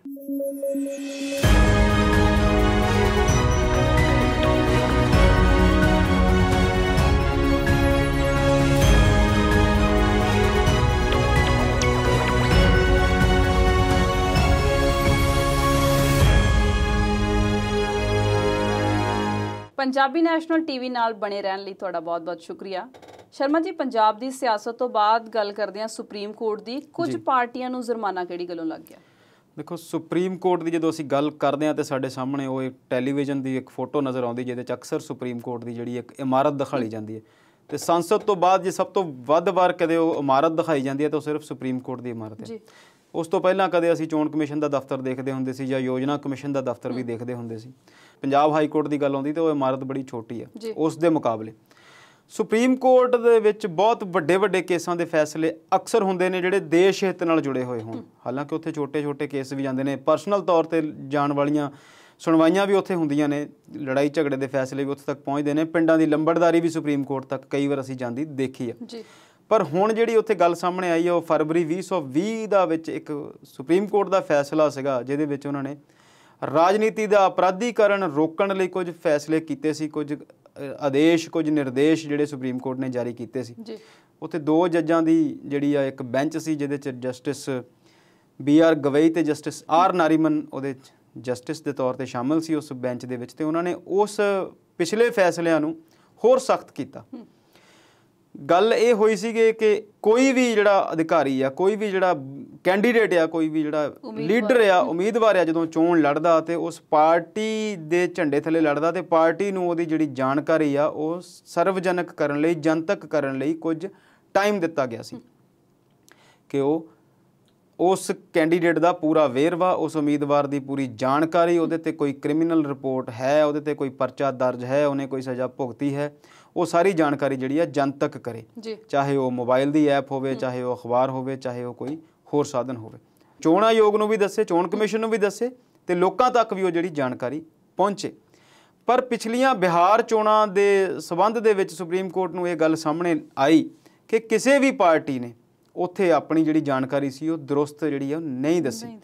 ਸ਼ਾਇਦ ਕਿਸੇ ਨੇ ਦੱਸੀ ਹੋਵੇ, ਪਰ 9 ਤੋਂ 10 ਪਾਰਟੀਆਂ ਨੂੰ ਉੱਥੇ 1 ਲੱਖ ਤੋਂ ਲੈ ਕੇ 5 ਲੱਖ ਤੱਕ ਜੁਰਮਾਨਾ ਕੀਤਾ ਗਿਆ, ਜਿਹਦੇ ਵਿੱਚ ਆਰਜੇਡੀ ਤੇ ਜੇਡੀਯੂ, ਖਾਸ ਤੌਰ ਤੇ ਬਿਹਾਰ ਦੀਆਂ ਦੋਨੇ ਪਾਰਟੀਆਂ, ਲਾਲੂ ਪ੍ਰਸਾਦ ਯਾਦਵ ਵਾਲੀ ਤੇ ਨਿਤਿਸ਼ ਕੁਮਾਰ ਵਾਲੀ, ਉਹਨਾਂ ਦੇ ਜਿਹੜੇ ਅਪਰਾਧਿਕ ਪਿਛੋਕੜ ਵਾਲੇ ਕੈਂਡੀਡੇਟ ਦੀ ਗਿਣਤੀ ਜੋ ਦੱਸੀ ਗਈ ਆ ਅਖਬਾਰਾਂ ਦੇ ਵਿੱਚ 103 ਤੇ 56, ਪਰ ਉਹਨਾਂ ਨੇ ਉਸ ਸੰਬੰਧੀ ਪੂਰੇ ਅੰਕੜੇ ਜਿਹੜੇ ਆ ਉਹ ਲੋਕਾਂ ਨੂੰ ਨਹੀਂ ਦੱਸੇ। ਜਦਕਿ ਸੁਪਰੀਮ ਕੋਰਟ ਨੇ ਫਰਵਰੀ ਦੇ ਵਿੱਚ ਇਹ ਗੱਲ ਕਹੀ ਸੀ, ਫਰਵਰੀ 20 ਦੇ ਵਿੱਚ, ਕਿ ਇਹੋ ਜਿਹੀ ਇੱਕ ਮੋਬਾਈਲ ਐਪ ਵੀ ਬਣਾਓ ਜਿੱਥੋਂ ਲੋਕ ਦੇਖ ਸਕਣ ਕਿ ਜਿਹੜਾ ਵੀ ਕੈਂਡੀਡੇਟ ਉਹਨਾਂ ਦੇ ਸਾਹਮਣੇ ਆ ਰਿਹਾ ਹੈ ਚੋਣ ਲੜਨ ਲਈ, ਉਹਦੇ ਤੇ ਕਿੰਨੇ ਕੁ ਕੇਸ ਚੱਲਦੇ ਆ, ਕੀ ਉਹਦੇ ਪਿਛੋਕੜ ਆ, ਕੀ ਉਹਦਾ ਹੈ ਤੇ ਕੀ ਨਹੀਂ। ਪਰ ਹੁਣ ਗੱਲ ਸਾਹਮਣੇ ਇਹ ਆਈ ਆ ਕਿ ਇਹਨਾਂ ਨੇ ਕਿਉਂਕਿ ਉਹ ਗੱਲਾਂ ਨਹੀਂ ਦੱਸੀਆਂ ਤੇ ਇਸ ਕਰਕੇ ਇਹਨਾਂ ਨੂੰ 1 ਲੱਖ ਤੋਂ ਲੈ ਕੇ 5 ਲੱਖ ਤੱਕ ਜੁਰਮਾਨਾ ਜਿਹੜਾ ਆ ਉਹ ਲੱਗਾ। ਉਹਦੇ ਵਿੱਚ ਐਨਸੀਪੀ ਵੀ ਸ਼ਾਮਲ ਆ, ਕਾਂਗਰਸ ਵੀ ਸ਼ਾਮਲ ਆ, ਬੀਜੇਪੀ ਵੀ ਸ਼ਾਮਲ ਆ, ਸੀਪੀਆਈ ਵੀ ਸ਼ਾਮਲ ਆ, ਤੇ ਜਿਹੜੀਆਂ ਅਸੀਂ 2 ਬਿਹਾਰ ਦੀਆਂ ਪਾਰਟੀਆਂ ਦੱਸੀਆਂ ਉਹ ਵੀ ਸ਼ਾਮਲ ਨੇ, ਤੇ ਕੁਝ ਪਾਰਟੀਆਂ ਹੋਰ ਵੀ ਉਹਦੇ ਵਿੱਚ ਸ਼ਾਮਲ ਨੇ। ਤੇ ਇੱਥੇ ਦੱਸਣਾ ਇਹ ਬਣਦਾ ਕਿ ਸੀਪੀਆਈ ਨੇ ਤੇ ਇੱਕ ਹੋਰ ਪਾਰਟੀ ਨੇ ਬਿਨਾਂ ਸ਼ਰਤ ਸੁਪਰੀਮ ਕੋਰਟ 'ਚ ਆਪਣੀ ਜਿਹੜੀ ਗਲਤੀ ਮੰਨ ਲਈ ਆ ਤੇ ਮਾਫੀ ਮੰਗੀ ਆ। ਜੁਰਮਾਨਾ ਹਾਲਾਂਕਿ ਉਹਨਾਂ ਨੂੰ ਲੱਗਿਆ, ਪਰ ਉਹਨਾਂ ਨੇ ਮਾਫੀ ਮੰਗ ਲਈ ਆ ਕਿ ਅਸੀਂ ਅੱਗੇ ਤੋਂ ਇੱਦਾਂ ਨਹੀਂ ਕਰਾਂਗੇ ਜਾਂ ਸਾਡੇ ਤੋਂ ਜਿਹੜੀ ਗਲਤੀ ਆ ਹੋਈ ਆ। ਤੇ ਬਾਕੀਆਂ ਦੀ ਮਾਫੀ ਮੰਗਣ ਦੀ ਗੱਲ ਕੋਈ ਨਹੀਂ, ਜੁਰਮਾਨਾ ਉਹਨਾਂ ਨੇ ਜਿਹੜਾ ਆ ਉਹ ਕਬੂਲ ਕਰ ਲਿਆ ਤੇ ਜੁਰਮਾਨਾ ਉਹ ਦੇ ਦੇਣਗੇ। ਸ਼ਰਮਾ ਜੀ, ਇੰਨਾ ਕੁ ਸ਼ਿਕੰਜਾ ਕੱਸਣ ਨਾਲ ਜਾਂ ਐਡਾ ਕੁ ਸੰਗਲ ਪਾਉਣ ਨਾਲ ਗੱਲ ਬਣ ਜੂ? ਨਹੀਂ ਸਵਲੀਨ ਜੀ, ਗੱਲ ਇੰਨੇ ਕੁ ਨਾਲ ਨਹੀਂ ਬਣਨੀ। ਗੱਲ ਤੇ ਇਦਾਂ ਨਜ਼ਰ ਆਉਂਦੀ ਆ ਵੀ ਜਦੋਂ ਅਸੀਂ ਬਹੁਤ ਸਾਰੇ ਕੇਸ ਦੇਖਦੇ ਹਾਂ, ਜਿੱਦਾਂ ਮੈਂ ਪਹਿਲਾਂ ਪ੍ਰੋਗਰਾਮ 'ਚ ਗੱਲ ਕੀਤੀ ਕਿ ਉਹਦੀ ਇਮਾਰਤ ਜਿਹੜੀ ਆ ਬਹੁਤ ਵੱਡੀ ਆ, ਸੁਪਰੀਮ ਕੋਰਟ ਦਾ ਰੁਤਬਾ ਵੀ ਹਿੰਦੁਸਤਾਨ ਦੀ ਕਿਸੇ ਵੀ ਹੋਰ ਸੰਸਥਾ ਨਾਲੋਂ ਵੱਡਾ ਆ, ਕਿਉਂਕਿ ਨਿਆਂਪਾਲਿਕਾ ਆ ਤੇ ਜੱਜਸ ਨੂੰ ਅਸੀਂ ਜਸਟਿਸ ਕਹਿੰਦੇ ਆ ਤੇ ਮਾਈ ਲਾਰਡ ਵੀ ਕਹਿੰਦੇ ਆ ਤੇ ਰੱਬ ਦਾ ਦਰਜਾ ਵੀ ਦਿੰਦੇ ਆ ਕਿ ਉਹ ਇਨਸਾਫ ਦੇਣ ਵਾਲੇ ਨੇ। ਭਾਰਤੀ ਸੰਸਕ੍ਰਿਤੀ ਦੇ ਵਿੱਚ ਜਾਂ ਪਿਛਲੇ ਸੱਭਿਆਚਾਰ ਦੇ ਵਿੱਚ, ਜਾਂ ਅਸੀਂ ਪੁਰਾਤਨ ਦੌਰ 'ਚ ਜਦੋਂ ਰਾਜੇ ਦੀ ਗੱਲ ਕਰਦੇ ਹਾਂ, ਜਦੋਂ ਰਾਜੇ ਨੂੰ ਜਿਹੜਾ ਰਾਜ ਰਿਸ਼ੀ ਆ, ਜਿਹੜਾ ਰਾਜ ਦਾ ਧਾਰਮਿਕ ਆਗੂ ਆ, ਉਹ ਰਾਜੇ ਦੇ ਸਿਰ ਤੇ ਮੁਕਟ ਰੱਖਦਾ ਤੇ ਉਹਨੂੰ ਉਹ ਕਹਿੰਦਾ ਕਿ ਤੁਸੀਂ ਹੁਣ ਨਿਆਂ ਕਰਨਾ। ਨਿਆਂ ਕਰਨ ਦਾ ਅਰਥ ਇਹ ਆ ਕਿ ਤੁਸੀਂ ਸਾਰਿਆਂ ਨੂੰ ਸਮਾਨਤਾ ਦੇਣੀ ਆ, ਜਿਸ ਕਿਸੇ ਨਾਲ ਵੀ ਅਨਜਸਟਿਸ ਹੁੰਦਾ ਹੋਵੇ ਤੇ ਤੁਸੀਂ ਉਹ ਨਿਆਂ ਦੇਣਾ। ਤੇ ਬਾਅਦ ਵਿੱਚ ਉਹੀ ਜਿਹੜਾ ਧਰਮ ਗੁਰੂ ਆ ਉਹ ਰਾਜੇ ਨੂੰ ਫਿਰ ਇੱਕ ਤਾੜਨਾ ਵੀ ਕਰਦਾ ਵੀ ਜੇ ਤੁਸੀਂ ਨਿਆਂ ਨਹੀਂ ਕਰਦੇ ਤੁਹਾਨੂੰ ਸਜ਼ਾ ਜਿਹੜੀ ਆ ਉਹ ਫਿਰ ਮੈਂ ਦੇ ਸਕਦਾ। ਸੋ ਉੱਥੇ ਕਿਹਾ ਜਾਂਦਾ ਸੀਗਾ ਕਿ ਰਾਜੇ ਤੋਂ ਵੱਡਾ ਜਿਹੜਾ ਆ ਧਰਮ ਆ। ਪਰ ਇੱਥੇ ਦੀ ਜਿਹੜੀ ਹੈਗੀ ਆ ਸੰਸਦ ਜਾਂ ਲੀਡਰ ਜਾਂ ਜੋ ਵੀ ਅੱਜ ਦਾ ਇੱਕ ਸਰਕਾਰ ਦਾ ਤੰਤਰ ਆ, ਉਹ ਆਪ ਤੇ ਨਿਆਂ ਨਹੀਂ ਕਰਦਾ। ਤੇ ਸੁਪਰੀਮ ਕੋਰਟ ਹਾਲਾਂਕਿ ਬਹੁਤ ਵੱਡੀ ਵਿਵਸਥਾ ਆ, ਨਿਆਂ ਪ੍ਰਣਾਲੀ ਬਹੁਤ ਚੰਗੀ ਆ, ਪਰ ਉਹਦੇ ਵੀ ਜਿਹੜੇ ਆਪਣੇ ਅਧਿਕਾਰ ਨੇ ਉਹ ਸੀਮਤ ਨੇ। ਉਹ ਇਹਨਾਂ ਲੀਡਰਾਂ ਨੂੰ ਸਜ਼ਾ ਦੇਣ ਲਈ ਜਾਂ ਇਹਨਾਂ ਦੀਆਂ ਕੀਤੀਆਂ ਹੋਈਆਂ ਗਲਤੀਆਂ ਲਈ ਕਿਤੇ ਥੋੜ੍ਹਾ ਬਹੁਤਾ ਡੰਡਾ ਤਾਂ ਰੱਖ ਸਕਦੇ ਆ, ਕੱਸ ਤਾਂ ਸਕਦੇ ਆ, ਪਰ ਜਿੱਦਾਂ ਤੁਸੀਂ ਗੱਲ ਕੀਤੀ ਆ ਕਿ ਇੰਨੇ ਕੁ ਕਰਨ ਨਾਲ ਸਾਰਾ ਕੁਝ ਠੀਕ ਨਹੀਂ ਹੋਣਾ, ਉਹ ਇੱਕ ਮੁਸ਼ਕਲ ਗੱਲ ਜਾਪਦੀ। ਇਸ ਵੇਲੇ ਦਾ ਸਭ ਤੋਂ ਵੱਧ ਭਖਿਆ ਹੋਇਆ ਤੱਤਾ ਮੁੱਦਾ ਪੈਗਾਸਸ ਜਸੂਸੀ ਕਾਂਡ, ਉਹਦੇ ਬਾਰੇ ਸਰਵਉੱਚ ਅਦਾਲਤ ਕੀ ਕਹਿੰਦੀ ਹੈ? ਬਿਲਕੁਲ, ਇਹ ਗੱਲ ਉੱਥੇ ਜਾ ਕੇ ਉਹਨਾਂ ਮੁੱਦਿਆਂ ਦੇ ਨਾਲ ਬਿਲਕੁਲ ਇੰਨ ਬਿੰਨ ਜੁੜ ਜਾਣੀ ਹੈ ਤੇ ਦੋਨੋਂ ਮੁੱਦੇ ਇੱਕੋ ਜਿਹੇ ਹੋ ਜਾਣੇ ਆ। ਸੁਪਰੀਮ ਕੋਰਟ ਦੀ ਜਦੋਂ ਤੁਸੀਂ ਗੱਲ ਕਰਦੇ ਸੀਗੇ ਤੇ ਬੀਤੇ ਦਿਨਾਂ ਤੋਂ ਸੁਪਰੀਮ ਕੋਰਟ ਦੇ ਕੋਲ 2018 ਦੀ ਇੱਕ ਲਿਸਟ ਪਈ ਆ ਜਿਹੜੀ ਈਡੀ ਨੇ ਦਿੱਤੀ ਹੋਈ ਆ ਉਹਨਾਂ ਨੂੰ, ਜਿਹਦੇ ਵਿੱਚ 122 ਤੋਂ ਵੱਧ ਸੰਸਦ ਮੈਂਬਰ ਨੇ ਤੇ ਵਿਧਾਇਕ ਨੇ, ਕੁਝ ਮੌਜੂਦਾ ਨੇ ਤੇ ਕੁਝ ਰਿਟਾਇਰਡ ਨੇ, ਸਾਬਕਾ ਐਮਪੀ ਜਾਂ ਐਮਐਲਏਜ਼ ਨੇ ਪੂਰੇ ਹਿੰਦੁਸਤਾਨ ਦੇ, ਜਿਨ੍ਹਾਂ ਦੇ ਉੱਪਰ ਮਨੀ ਲਾਂਡਰਿੰਗ ਦੇ ਕੇਸ ਨੇ। ਤੁਸੀਂ ਸਮਝਦੇ ਆ ਪੈਸਾ ਵਿਦੇਸ਼ਾਂ ਨੂੰ ਭੇਜਣਾ ਜਾਂ ਵਿਦੇਸ਼ਾਂ ਤੋਂ ਮੰਗਵਾਉਣਾ ਬਿਨਾਂ ਕਿਸੇ ਸਬੂਤ ਦੇ, ਜਿਹੜਾ ਜਿਹਨੂੰ ਅਸੀਂ ਮਨੀ ਲਾਂਡਰਿੰਗ ਕਹਿੰਦੇ ਆ, ਉਹ 122 ਤੋਂ ਜ਼ਿਆਦਾ ਕੇਸ ਨੇ। ਹੁਣ ਜਿਹੜੀ ਤੁਸੀਂ ਗੱਲ ਕੀਤੀ ਕਿ ਇੰਨੇ ਕੁ ਸੰਗਲ ਨਾਲ ਗੱਲ ਬਣ ਜਾਏਗੀ, ਈਡੀ ਨੇ ਜਾਂਚ ਕਰਕੇ ਸੁਪਰੀਮ ਕੋਰਟ ਨੂੰ ਜਿਹੜੀ ਉਹ ਰਿਪੋਰਟ ਦੇ ਦਿੱਤੀ। ਸੁਪਰੀਮ ਕੋਰਟ ਨੇ ਕੈਬਨਿਟ ਨੂੰ ਭੇਜਣੀ ਆ ਵੀ ਉਹਨਾਂ ਦੇ ਉੱਤੇ ਕੇਸ ਦਰਜ ਕੀਤੇ ਜਾਣ ਜਾਂ ਨਹੀਂ ਦਰਜ ਕੀਤੇ ਜਾਣ। ਮੈਂ ਗੱਲ ਕਰ ਰਿਹਾ 2018 ਦੀ, ਸੋ ਲਗਭਗ 3 ਸਾਲ ਤੋਂ ਉਹਨਾਂ ਕੋਲ ਜਿਹੜੇ ਇਹ ਕੇਸ ਨੇ ਉਹ ਪਏ ਨੇ। ਇਹ ਸਿਰਫ ਮਨੀ ਲਾਂਡਰਿੰਗ ਦੀ ਗੱਲ ਆ। ਜਦੋਂ 2018 ਦੇ ਵਿੱਚ ਹੀ ਉਹਨਾਂ ਕੋਲ ਕੇਸਾਂ ਦੀ ਗਿਣਤੀ ਸੀ 4000। ਉਹ ਕਿਹੜੇ ਕੇਸ ਸੀ? ਜਿਹੜੇ ਵੱਖ-ਵੱਖ ਪ੍ਰਾਂਤਾਂ ਦੇ ਐਮਐਲਏਜ਼ ਤੇ ਐਮਪੀਜ਼, ਉਹ ਵੀ ਸੇਮ, ਮੌਜੂਦਾ ਵੀ ਤੇ ਸਾਬਕਾ ਵੀ, ਜਿਨ੍ਹਾਂ ਦੇ ਉੱਤੇ ਭਿਅੰਕਰ ਅਪਰਾਧਿਕ ਕੇਸ ਦਰਜ ਸੀ। ਕਿਸੇ ਤੇ ਰੇਪ ਦਾ ਆ, ਕਿਸੇ ਤੇ ਕੋਈ ਲੜਾਈ ਝਗੜੇ ਦਾ ਆ, ਕਿਸੇ ਤੇ ਭੀੜ ਨੂੰ ਉਕਸਾਉਣ ਦਾ ਆ, ਕਿਸੇ ਤੇ ਕੋਈ ਕਤਲ ਦਾ ਆ, ਜਿਹੜੇ ਕਿ IPC ਦੇ ਵਿੱਚ ਵੱਡੇ ਕੇਸ ਜਿਹੜੇ ਆ ਮੰਨੇ ਜਾਂਦੇ ਨੇ, 4000 ਤੋਂ ਜ਼ਿਆਦਾ। ਫਿਰ ਇਸੇ ਕੇਸ, ਇਹਨਾਂ ਕੇਸਾਂ ਦੀ ਗਿਣਤੀ ਜਦੋਂ ਅਸੀਂ ਅੱਗੇ ਪਹੁੰਚਦੇ ਹਾਂ ਸਤੰਬਰ 2020 ਦੇ ਵਿੱਚ, ਯਾਨੀ ਕਿ ਲਗਭਗ ਪੌਣੇ 2 ਸਾਲਾਂ ਦੇ ਵਿੱਚ ਇਹ ਗਿਣਤੀ 4000 ਤੋਂ ਵੱਧ ਕੇ 4860 ਦੇ ਨੇੜੇ ਤੇੜੇ ਪਹੁੰਚ ਜਾਂਦੀ ਹੈ। 1.5 ਸਾਲ ਦੇ ਵਿੱਚ ਹੀ ਇਹ ਕੇਸ ਜਿਹੜੇ ਆ 800 ਵੱਧ ਜਾਂਦੇ ਆ। ਪਰ ਸੁਪਰੀਮ ਕੋਰਟ ਨੇ ਉਸ ਕੇਸਾਂ ਦੇ ਵਿੱਚ ਕੀ ਕੀਤਾ, ਉਹਨਾਂ ਚੀਜ਼ਾਂ ਨੂੰ ਲੈ ਕੇ ਕੀ ਕੀਤਾ, ਉਹ ਇੱਕ ਸਵਾਲ ਆ ਆਪਣੇ ਆਪ ਦੇ ਵਿੱਚ। ਤੇ ਹੁਣ ਤੁਸੀਂ ਗੱਲ ਕੀਤੀ ਸੀ ਪੈਗਾਸਸ ਦੀ। ਪੈਗਾਸਸ ਮੁੱਦੇ ਦੇ ਉੱਤੇ ਬਹੁਤ ਸਾਰੇ ਲੋਕਾਂ ਨੇ ਬਹੁਤ ਸਾਰੀਆਂ ਪਟੀਸ਼ਨ ਸੁਪਰੀਮ ਕੋਰਟ 'ਚ ਪਾਈਆਂ ਹੋਈਆਂ। ਕੱਲ 2 ਤਰੀਕ ਸੀ, ਪਹਿਲਾਂ ਇੱਕ ਦਿਨ ਸੁਣਵਾਈ ਹੋਈ ਸੀ, ਫਿਰ 2 ਤਰੀਕ ਰੱਖੀ ਸੀ। ਹਾਲੇ ਤੱਕ ਦੋਨਾਂ ਤਰੀਕਾਂ ਤੋਂ ਬਾਅਦ ਸੁਪਰੀਮ ਕੋਰਟ ਨੇ ਕੇਂਦਰ ਸਰਕਾਰ ਨੂੰ ਕੋਈ ਨੋਟਿਸ ਜਾਰੀ ਨਹੀਂ ਕੀਤਾ। ਤੇ ਸੁਪਰੀਮ ਕੋਰਟ ਨੇ ਉੱਥੇ ਜਿਹੜੇ ਲੋਕ ਸੀ ਹਾਜ਼ਰ ਹੋਏ, ਉਹਨਾਂ ਨੂੰ ਇੱਕ ਜਿਹੜੀ ਗੱਲ ਕਹੀ, ਉਹ ਸ਼ਬਦ ਬੜੇ ਖੂਬਸੂਰਤ ਸੀ, ਕਹਿਣ ਨੂੰ ਤੇ ਸੁਣਨ ਨੂੰ ਬੜੇ ਚੰਗੇ ਲੱਗਦੇ ਆ। ਉਹਨਾਂ ਨੇ ਕਿਹਾ ਕਿ ਜਿਹੜੇ ਪਟੀਸ਼ਨ ਕਰਤਾ ਸੀ ਉਹਨਾਂ ਨੂੰ ਇਹ ਦੱਸੀ ਗੱਲ ਕਿ ਸੋਸ਼ਲ ਮੀਡੀਆ ਦੇ ਉੱਤੇ ਬਹਿਸ ਨਾ ਕਰੋ, ਆਪਣੀ ਗੱਲ ਨੂੰ ਐਫੀਡੇਵਿਟ ਦੇ ਕੇ ਕੋਰਟ 'ਚ ਰੱਖੋ, ਇਹ ਸਹੀ ਜਗ੍ਹਾ ਆ ਬਹਿਸ ਕਰਨ ਲਈ, ਇੱਥੇ ਸਾਰਿਆਂ ਦੀ ਗੱਲ ਸੁਣੀ ਜਾਂਦੀ ਆ। ਤੇ ਨਾਲ ਦੀ ਨਾਲ ਜਿਹੜੀ ਇੱਕ ਸਲਾਹ ਸੁਪਰੀਮ ਕੋਰਟ ਨੇ ਦਿੱਤੀ ਕਿ ਵਿਵਸਥਾ ਦਾ ਸਨਮਾਨ ਕਰੋ। ਬਹੁਤ ਚੰਗੀ ਗੱਲ ਲੱਗਦੀ ਆ, ਅਸੀਂ ਸਾਰੇ ਇਸ ਗੱਲ ਨੂੰ ਕਹਿੰਦੇ ਆ, ਸਾਰੇ ਹਿੰਦੁਸਤਾਨ ਦੇ ਲੋਕ ਇਸ ਗੱਲ ਨੂੰ ਕਹਿੰਦੇ ਨੇ ਕਿ ਸਿਸਟਮ ਨੂੰ ਫੋਲੋ ਕਰੋ। ਪਰ ਸੁਪਰੀਮ ਕੋਰਟ ਇਸ ਗੱਲ ਨੂੰ ਭਲੀ ਭਾਂਤ ਜਾਣਦੀ ਆ ਕਿ ਜਿਹੜੇ ਸਿਸਟਮ ਨੂੰ ਫੋਲੋ ਕਰਨ ਦੀ ਉਹ ਗੱਲ ਕਰਦੇ ਆ, ਉਹ ਸਿਸਟਮ ਕਿਸ ਗੱਲ ਨੂੰ ਫੋਲੋ ਕਰਦਾ। ਇੱਥੇ ਇੱਕ ਗੱਲ ਬਿਲਕੁਲ ਸਾਫ਼ ਆ ਸੁਬਲੀਨ ਜੀ, ਦਰਸ਼ਕ ਵੀ ਇਸ ਗੱਲ ਨੂੰ ਜਾਣਦੇ ਨੇ, ਸਮਝਦੇ ਨੇ ਕਿ ਇੱਥੇ ਸੱਤਾ ਹੀ ਸਿਸਟਮ ਆ। ਜਿਸ ਕੀ ਲਾਠੀ ਉਸ ਕੀ ਭੈਂਸ, ਤਕੜੇ ਦੇ ਸੱਤੀ ਬੀਹੀ 100। ਸਿਸਟਮ ਨੂੰ ਫੋਲੋ ਕਰਨ ਦੀ ਸਲਾਹ ਦਿੱਤੀ, ਬਹੁਤ ਚੰਗੀ ਗੱਲ ਆ, ਪਰ ਸਿਸਟਮ ਨੂੰ ਫੋਲੋ ਕਰਦਾ ਕੌਣ ਆ? ਜਦੋਂ ਅਸੀਂ ਗੱਲ ਕੀਤੀ ਉੱਥੇ ਕਿ 122 ਲੋਕਾਂ ਦੇ ਉੱਤੇ ਕੇਸ ਨੇ ਮਨੀ ਲਾਂਡਰਿੰਗ ਦੇ, 4000 ਤੋਂ ਵੱਧ, 5000 ਦੇ ਨੇੜੇ ਤੇੜੇ, 4800 ਦੇ ਨੇੜੇ ਤੇੜੇ MLAs ਔਰ MPs ਦੇ ਕੇਸ ਨੇ ਗੰਭੀਰ ਅਪਰਾਧਾਂ ਦੇ, ਉਹਨਾਂ ਦਾ ਬਣਾਇਆ ਹੋਇਆ ਸਿਸਟਮ ਫੋਲੋ ਕੀਤਾ ਜਾਵੇ। ਯੂਪੀ ਦੇ ਵਿੱਚ ਆਦਿੱਤਿਆਨਾਥ ਦੀ ਸਰਕਾਰ ਬਣਦੀ ਆ ਤੇ ਉਹ ਇੱਕ ਬੈਠਕ ਬੁਲਾ ਕੇ ਕੈਬਨਿਟ ਦੀ, ਤੇ ਉੱਥੇ ਫੈਸਲਾ ਕਰਦੇ ਨੇ ਕਿ 56 ਕੇਸ ਜਿਹੜੇ ਸਰਕਾਰ ਦੇ ਨੁਮਾਇੰਦਿਆਂ ਤੇ ਚੱਲਦੇ ਨੇ, ਉਹਨਾਂ ਕੇਸਾਂ ਨੂੰ ਵਾਪਸ ਲੈ ਲਿਆ ਜਾਵੇ, ਕਿਉਂਕਿ ਇਹ ਕੇਸ ਜਿਹੜੇ ਆ ਉਹ ਰਾਜਨੀਤੀ ਦੀ ਬਦਲਾਖੋਰੀ ਦੀ ਨੀਤੀ ਨਾਲ ਲਏ ਗਏ ਨੇ। ਉਹ ਕੇਸ ਵਾਪਸ ਹੋ ਜਾਂਦੇ ਨੇ। ਤੁਸੀਂ ਸੁਣਿਆ ਹਿੰਦੁਸਤਾਨ ਦੇ ਵਿੱਚ ਕਦੀ ਕਿਸੇ ਆਮ ਲੋਕ ਦੇ ਉੱਤੇ ਕੀਤਾ ਹੋਇਆ ਕੇਸ ਵੀ ਇਦਾਂ ਸਰਕਾਰ ਨੇ ਵਾਪਸ ਕਰਾਇਆ ਹੋਵੇ? ਕਦੇ ਵੀ ਨਹੀਂ। ਫਿਰ ਕਿਸ ਵਿਵਸਥਾ ਦਾ ਸਨਮਾਨ ਕਰਨ ਦੀ ਗੱਲ ਸੁਪਰੀਮ ਕੋਰਟ ਨੇ ਕੀਤੀ ਹੈ। ਕੱਲੇ ਯੂਪੀ ਦੀ ਗੱਲ ਨਹੀਂ ਹੈਗੀ। ਦੇਵੇਂਦਰ ਫੜਨਵੀਸ ਦੀ ਸਰਕਾਰ ਬਣੀ ਮਹਾਰਾਸ਼ਟਰ ਦੇ ਵਿੱਚ, ਇਹਨਾਂ ਨੇ ਤਾਂ 56 ਕੇਸ ਵਾਪਸ ਕੀਤੇ। ਉਹਨਾਂ ਨੇ ਕਹਿਤਾ 2005 ਤੋਂ ਲੈ ਕੇ 2014 ਤੱਕ ਜਿੰਨੇ ਵੀ ਕੇਸ ਮਹਾਰਾਸ਼ਟਰ ਦੇ ਵਿੱਚ ਹੋਏ ਨੇ ਲੀਡਰਾਂ ਦੇ ਉੱਤੇ ਜਾਂ ਇੱਦਾਂ ਦੇ ਜਿਹੜੇ, ਸਾਰੇ ਹੀ ਵਾਪਸ ਕਰ ਲਏ ਜਾਣ, ਕਿਉਂਕਿ ਇਹ ਲੋਕ ਜਿਹੜੇ ਨੇ ਸੋਸ਼ਲ ਐਕਟਿਵਿਸਟ ਨੇ, ਤੇ ਇਹਨਾਂ ਦੇ ਉੱਤੇ ਜਿਹੜੇ ਕੇਸ ਨੇ ਉਹ ਵਿਰੋਧ ਦੀ ਭਾਵਨਾ ਨਾਲ ਜਾਂ ਦਵੈਸ਼ ਦੀ ਭਾਵਨਾ ਨਾਲ ਕੀਤੇ ਜਾਂਦੇ ਨੇ, ਇਹਨਾਂ ਨੂੰ ਬੰਦ ਕਰ ਦਿੱਤਾ ਜਾਵੇ। ਇਹ ਇੱਕ ਵਿਵਸਥਾ ਦੀ ਗੱਲ ਆ, ਜਿਹੜੇ ਸਾਡੇ ਲੀਡਰ ਵਿਵਸਥਾ ਬਣਾਉਂਦੇ ਨੇ, ਜਿਹੜੇ ਸਾਡੇ ਨੁਮਾਇੰਦੇ ਵਿਵਸਥਾ ਬਣਾਉਂਦੇ ਨੇ। ਫਿਰ ਹੁਣ ਤੁਸੀਂ ਗੱਲ ਦੱਸਦੇ ਆ ਮਨੀ ਲਾਂਡਰਿੰਗ ਦੀ, ਮੈਂ ਗੱਲ ਕੀਤੀ ਤੇ 122 ਕੇਸ ਨੇ। ਉਹਨਾਂ 122 ਬੰਦਿਆਂ ਦੇ ਵਿੱਚ ਮੇਹਲ ਚੌਕਸੀ, ਨੀਰਵ ਮੋਦੀ ਤੇ ਹੋਰ ਜਿਹੜੇ ਭਗੌੜੇ ਨੇ ਉਹਨਾਂ ਦੇ ਨਾਮ ਵੀ ਨੇ। ਹੁਣ ਤੁਸੀਂ ਦੱਸੋ, ਪੰਜਾਬ ਦੇ ਵਿੱਚੋਂ ਲੱਖਾਂ ਹੀ ਲੋਕ ਬਾਹਰ, ਕਿੰਨੇ ਲੋਕ ਜਾਂਦੇ ਨੇ ਲੱਖਾਂ ਦੀ ਗਿਣਤੀ 'ਚ, ਜਦੋਂ ਦੂਸਰੇ ਦੇਸ਼ ਜਾਂਦੇ ਨੇ, ਉੱਥੇ ਜਦੋਂ ਰੈਜ਼ੀਡੈਂਸੀ ਲੈਂਦੇ ਨੇ, PR ਲੈਂਦੇ ਨੇ, ਵਰਕ ਪਰਮਿਟ ਲੈਂਦੇ ਨੇ, ਤਾਂ ਉਹਨਾਂ ਨੂੰ ਜਿਹੜੀ ਆ NOC ਮਿਲਦੀ ਆ ਇੱਕ। ਉਹ ਕਿੱਥੋਂ ਮਿਲਦੀ ਆ? ਜਿਸ ਦੇਸ਼ ਦੇ ਉਹ ਜੰਮਪਲ ਨੇ, ਜਿਸ ਦੇਸ਼ ਤੋਂ ਉਹ ਜਾਂਦੇ ਨੇ। ਤੇ ਜਿਹੜੇ ਇੱਥੋਂ ਭਗੌੜੇ ਹੋ ਕੇ ਬੰਦੇ ਬਾਹਰ ਗਏ ਨੇ, ਉਹਨਾਂ ਨੇ ਉੱਥੇ ਦੀ ਰਾਸ਼ਟਰੀਅਤਾ ਲਈ ਆ, ਉੱਥੋਂ ਦੀ ਰੈਜ਼ੀਡੈਂਸੀ ਲਈ ਆ, ਉਹਨਾਂ ਨੂੰ NOC ਕਿਹਨੇ ਦਿੱਤੀ? ਹਿੰਦੁਸਤਾਨ 'ਚੋਂ। ਉਹ ਕਿਹਨੇ ਦਿੱਤੀ? ਇੱਥੇ ਦੇ ਸਿਸਟਮ ਨੇ। ਕੀ ਇਸ ਸਿਸਟਮ ਦਾ सम्मान करिए ਅਸੀਂ? जी शर्मा जी, इस मुद्दे ते वापस आके गल करते हैं, पर इस वेले इशारा हो रहा एक ब्रेक दा, जल्द हाजिर होने।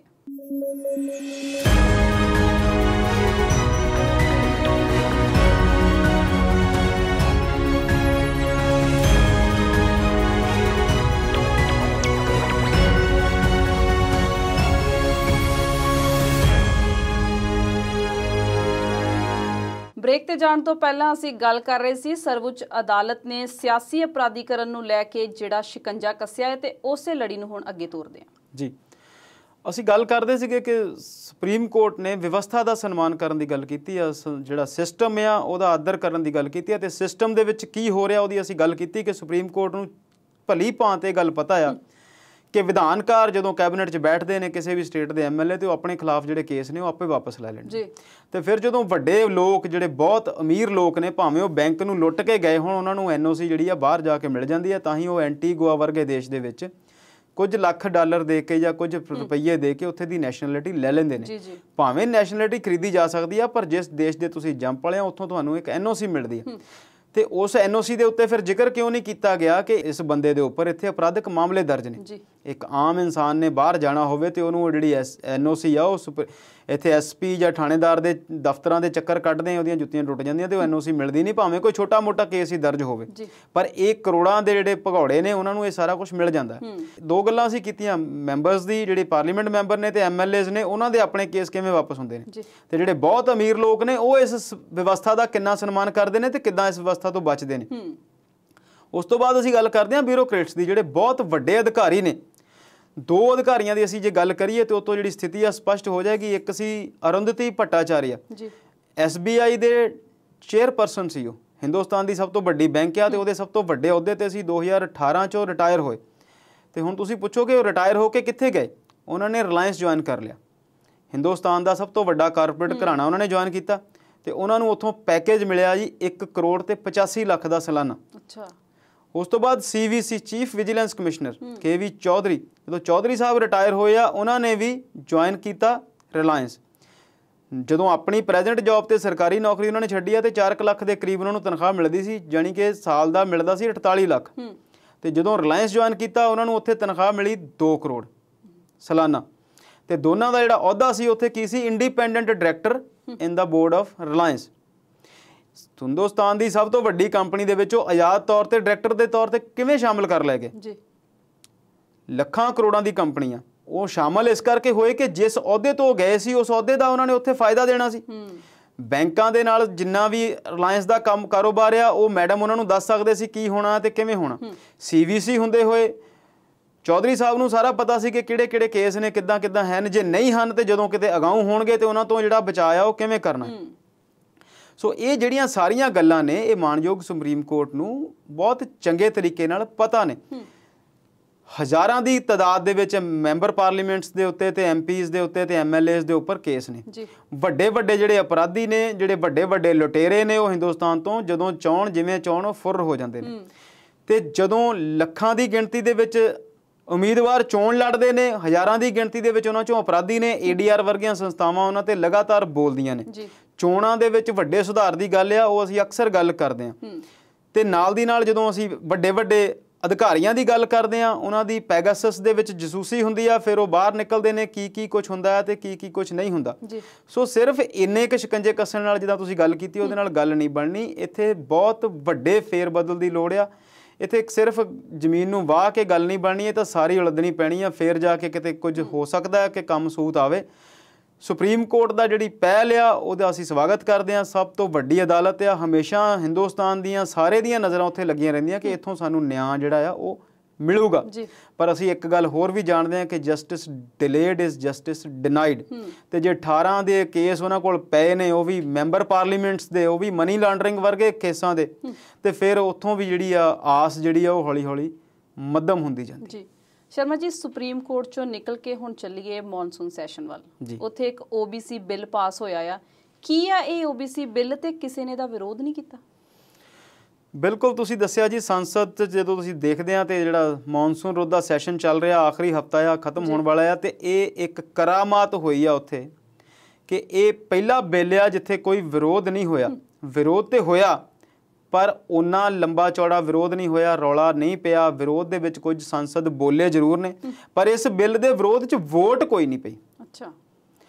ਧਵਨੀ ਮਤ ਨਾਲ ਪਾਸ ਹੋਇਆ ਜਾਂ VOTING ਨਾਲ ਪਾਸ ਹੋਇਆ। ਇਸ ਬਿੱਲ ਦੇ ਵਿਰੋਧ ਵਿੱਚ ਕਿਸੇ ਨੇ ਵੀ ਵੋਟ ਨਹੀਂ ਪਾਈ। ਹਾਲਾਂਕਿ ਇਸ ਬਿੱਲ ਦੀਆਂ ਊਣਤਾਈਆਂ ਜ਼ਰੂਰ ਕੁਝ ਸੰਸਦਾਂ ਨੇ ਗਿਣਾਈਆਂ। ਵੱਖਰੇ ਵੱਖਰੇ ਸਟੇਟਸ ਤੋਂ ਕੁਝ MPs ਨੇ ਇਸ ਬਿੱਲ ਦਾ ਵਿਰੋਧ ਇਸ ਤਰੀਕੇ ਨਾਲ ਕੀਤਾ ਕਿ ਇਹਦੇ ਵਿੱਚ ਕੁਝ ਹੋਰ ਸੋਧ ਹੋਣ ਦੀ ਗੁੰਜਾਇਸ਼ ਆ ਜਾਂ ਕੁਝ ਚੀਜ਼ਾਂ ਬਦਲੀਆਂ ਜਾਣ, ਪਰ ਬਿੱਲ ਨੂੰ ਸਾਰਿਆਂ ਨੇ ਸਹੀ ਮੰਨਿਆ।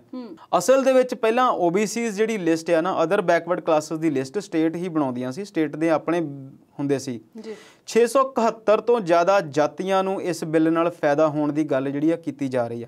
127ਵੀਂ ਸੰਵਿਧਾਨ ਦੀ ਸੋਧ ਆ ਜਿਹਦੇ ਅਧੀਨ ਇਹ ਬਿੱਲ ਜਿਹੜਾ ਆ ਪਾਸ ਹੋਇਆ।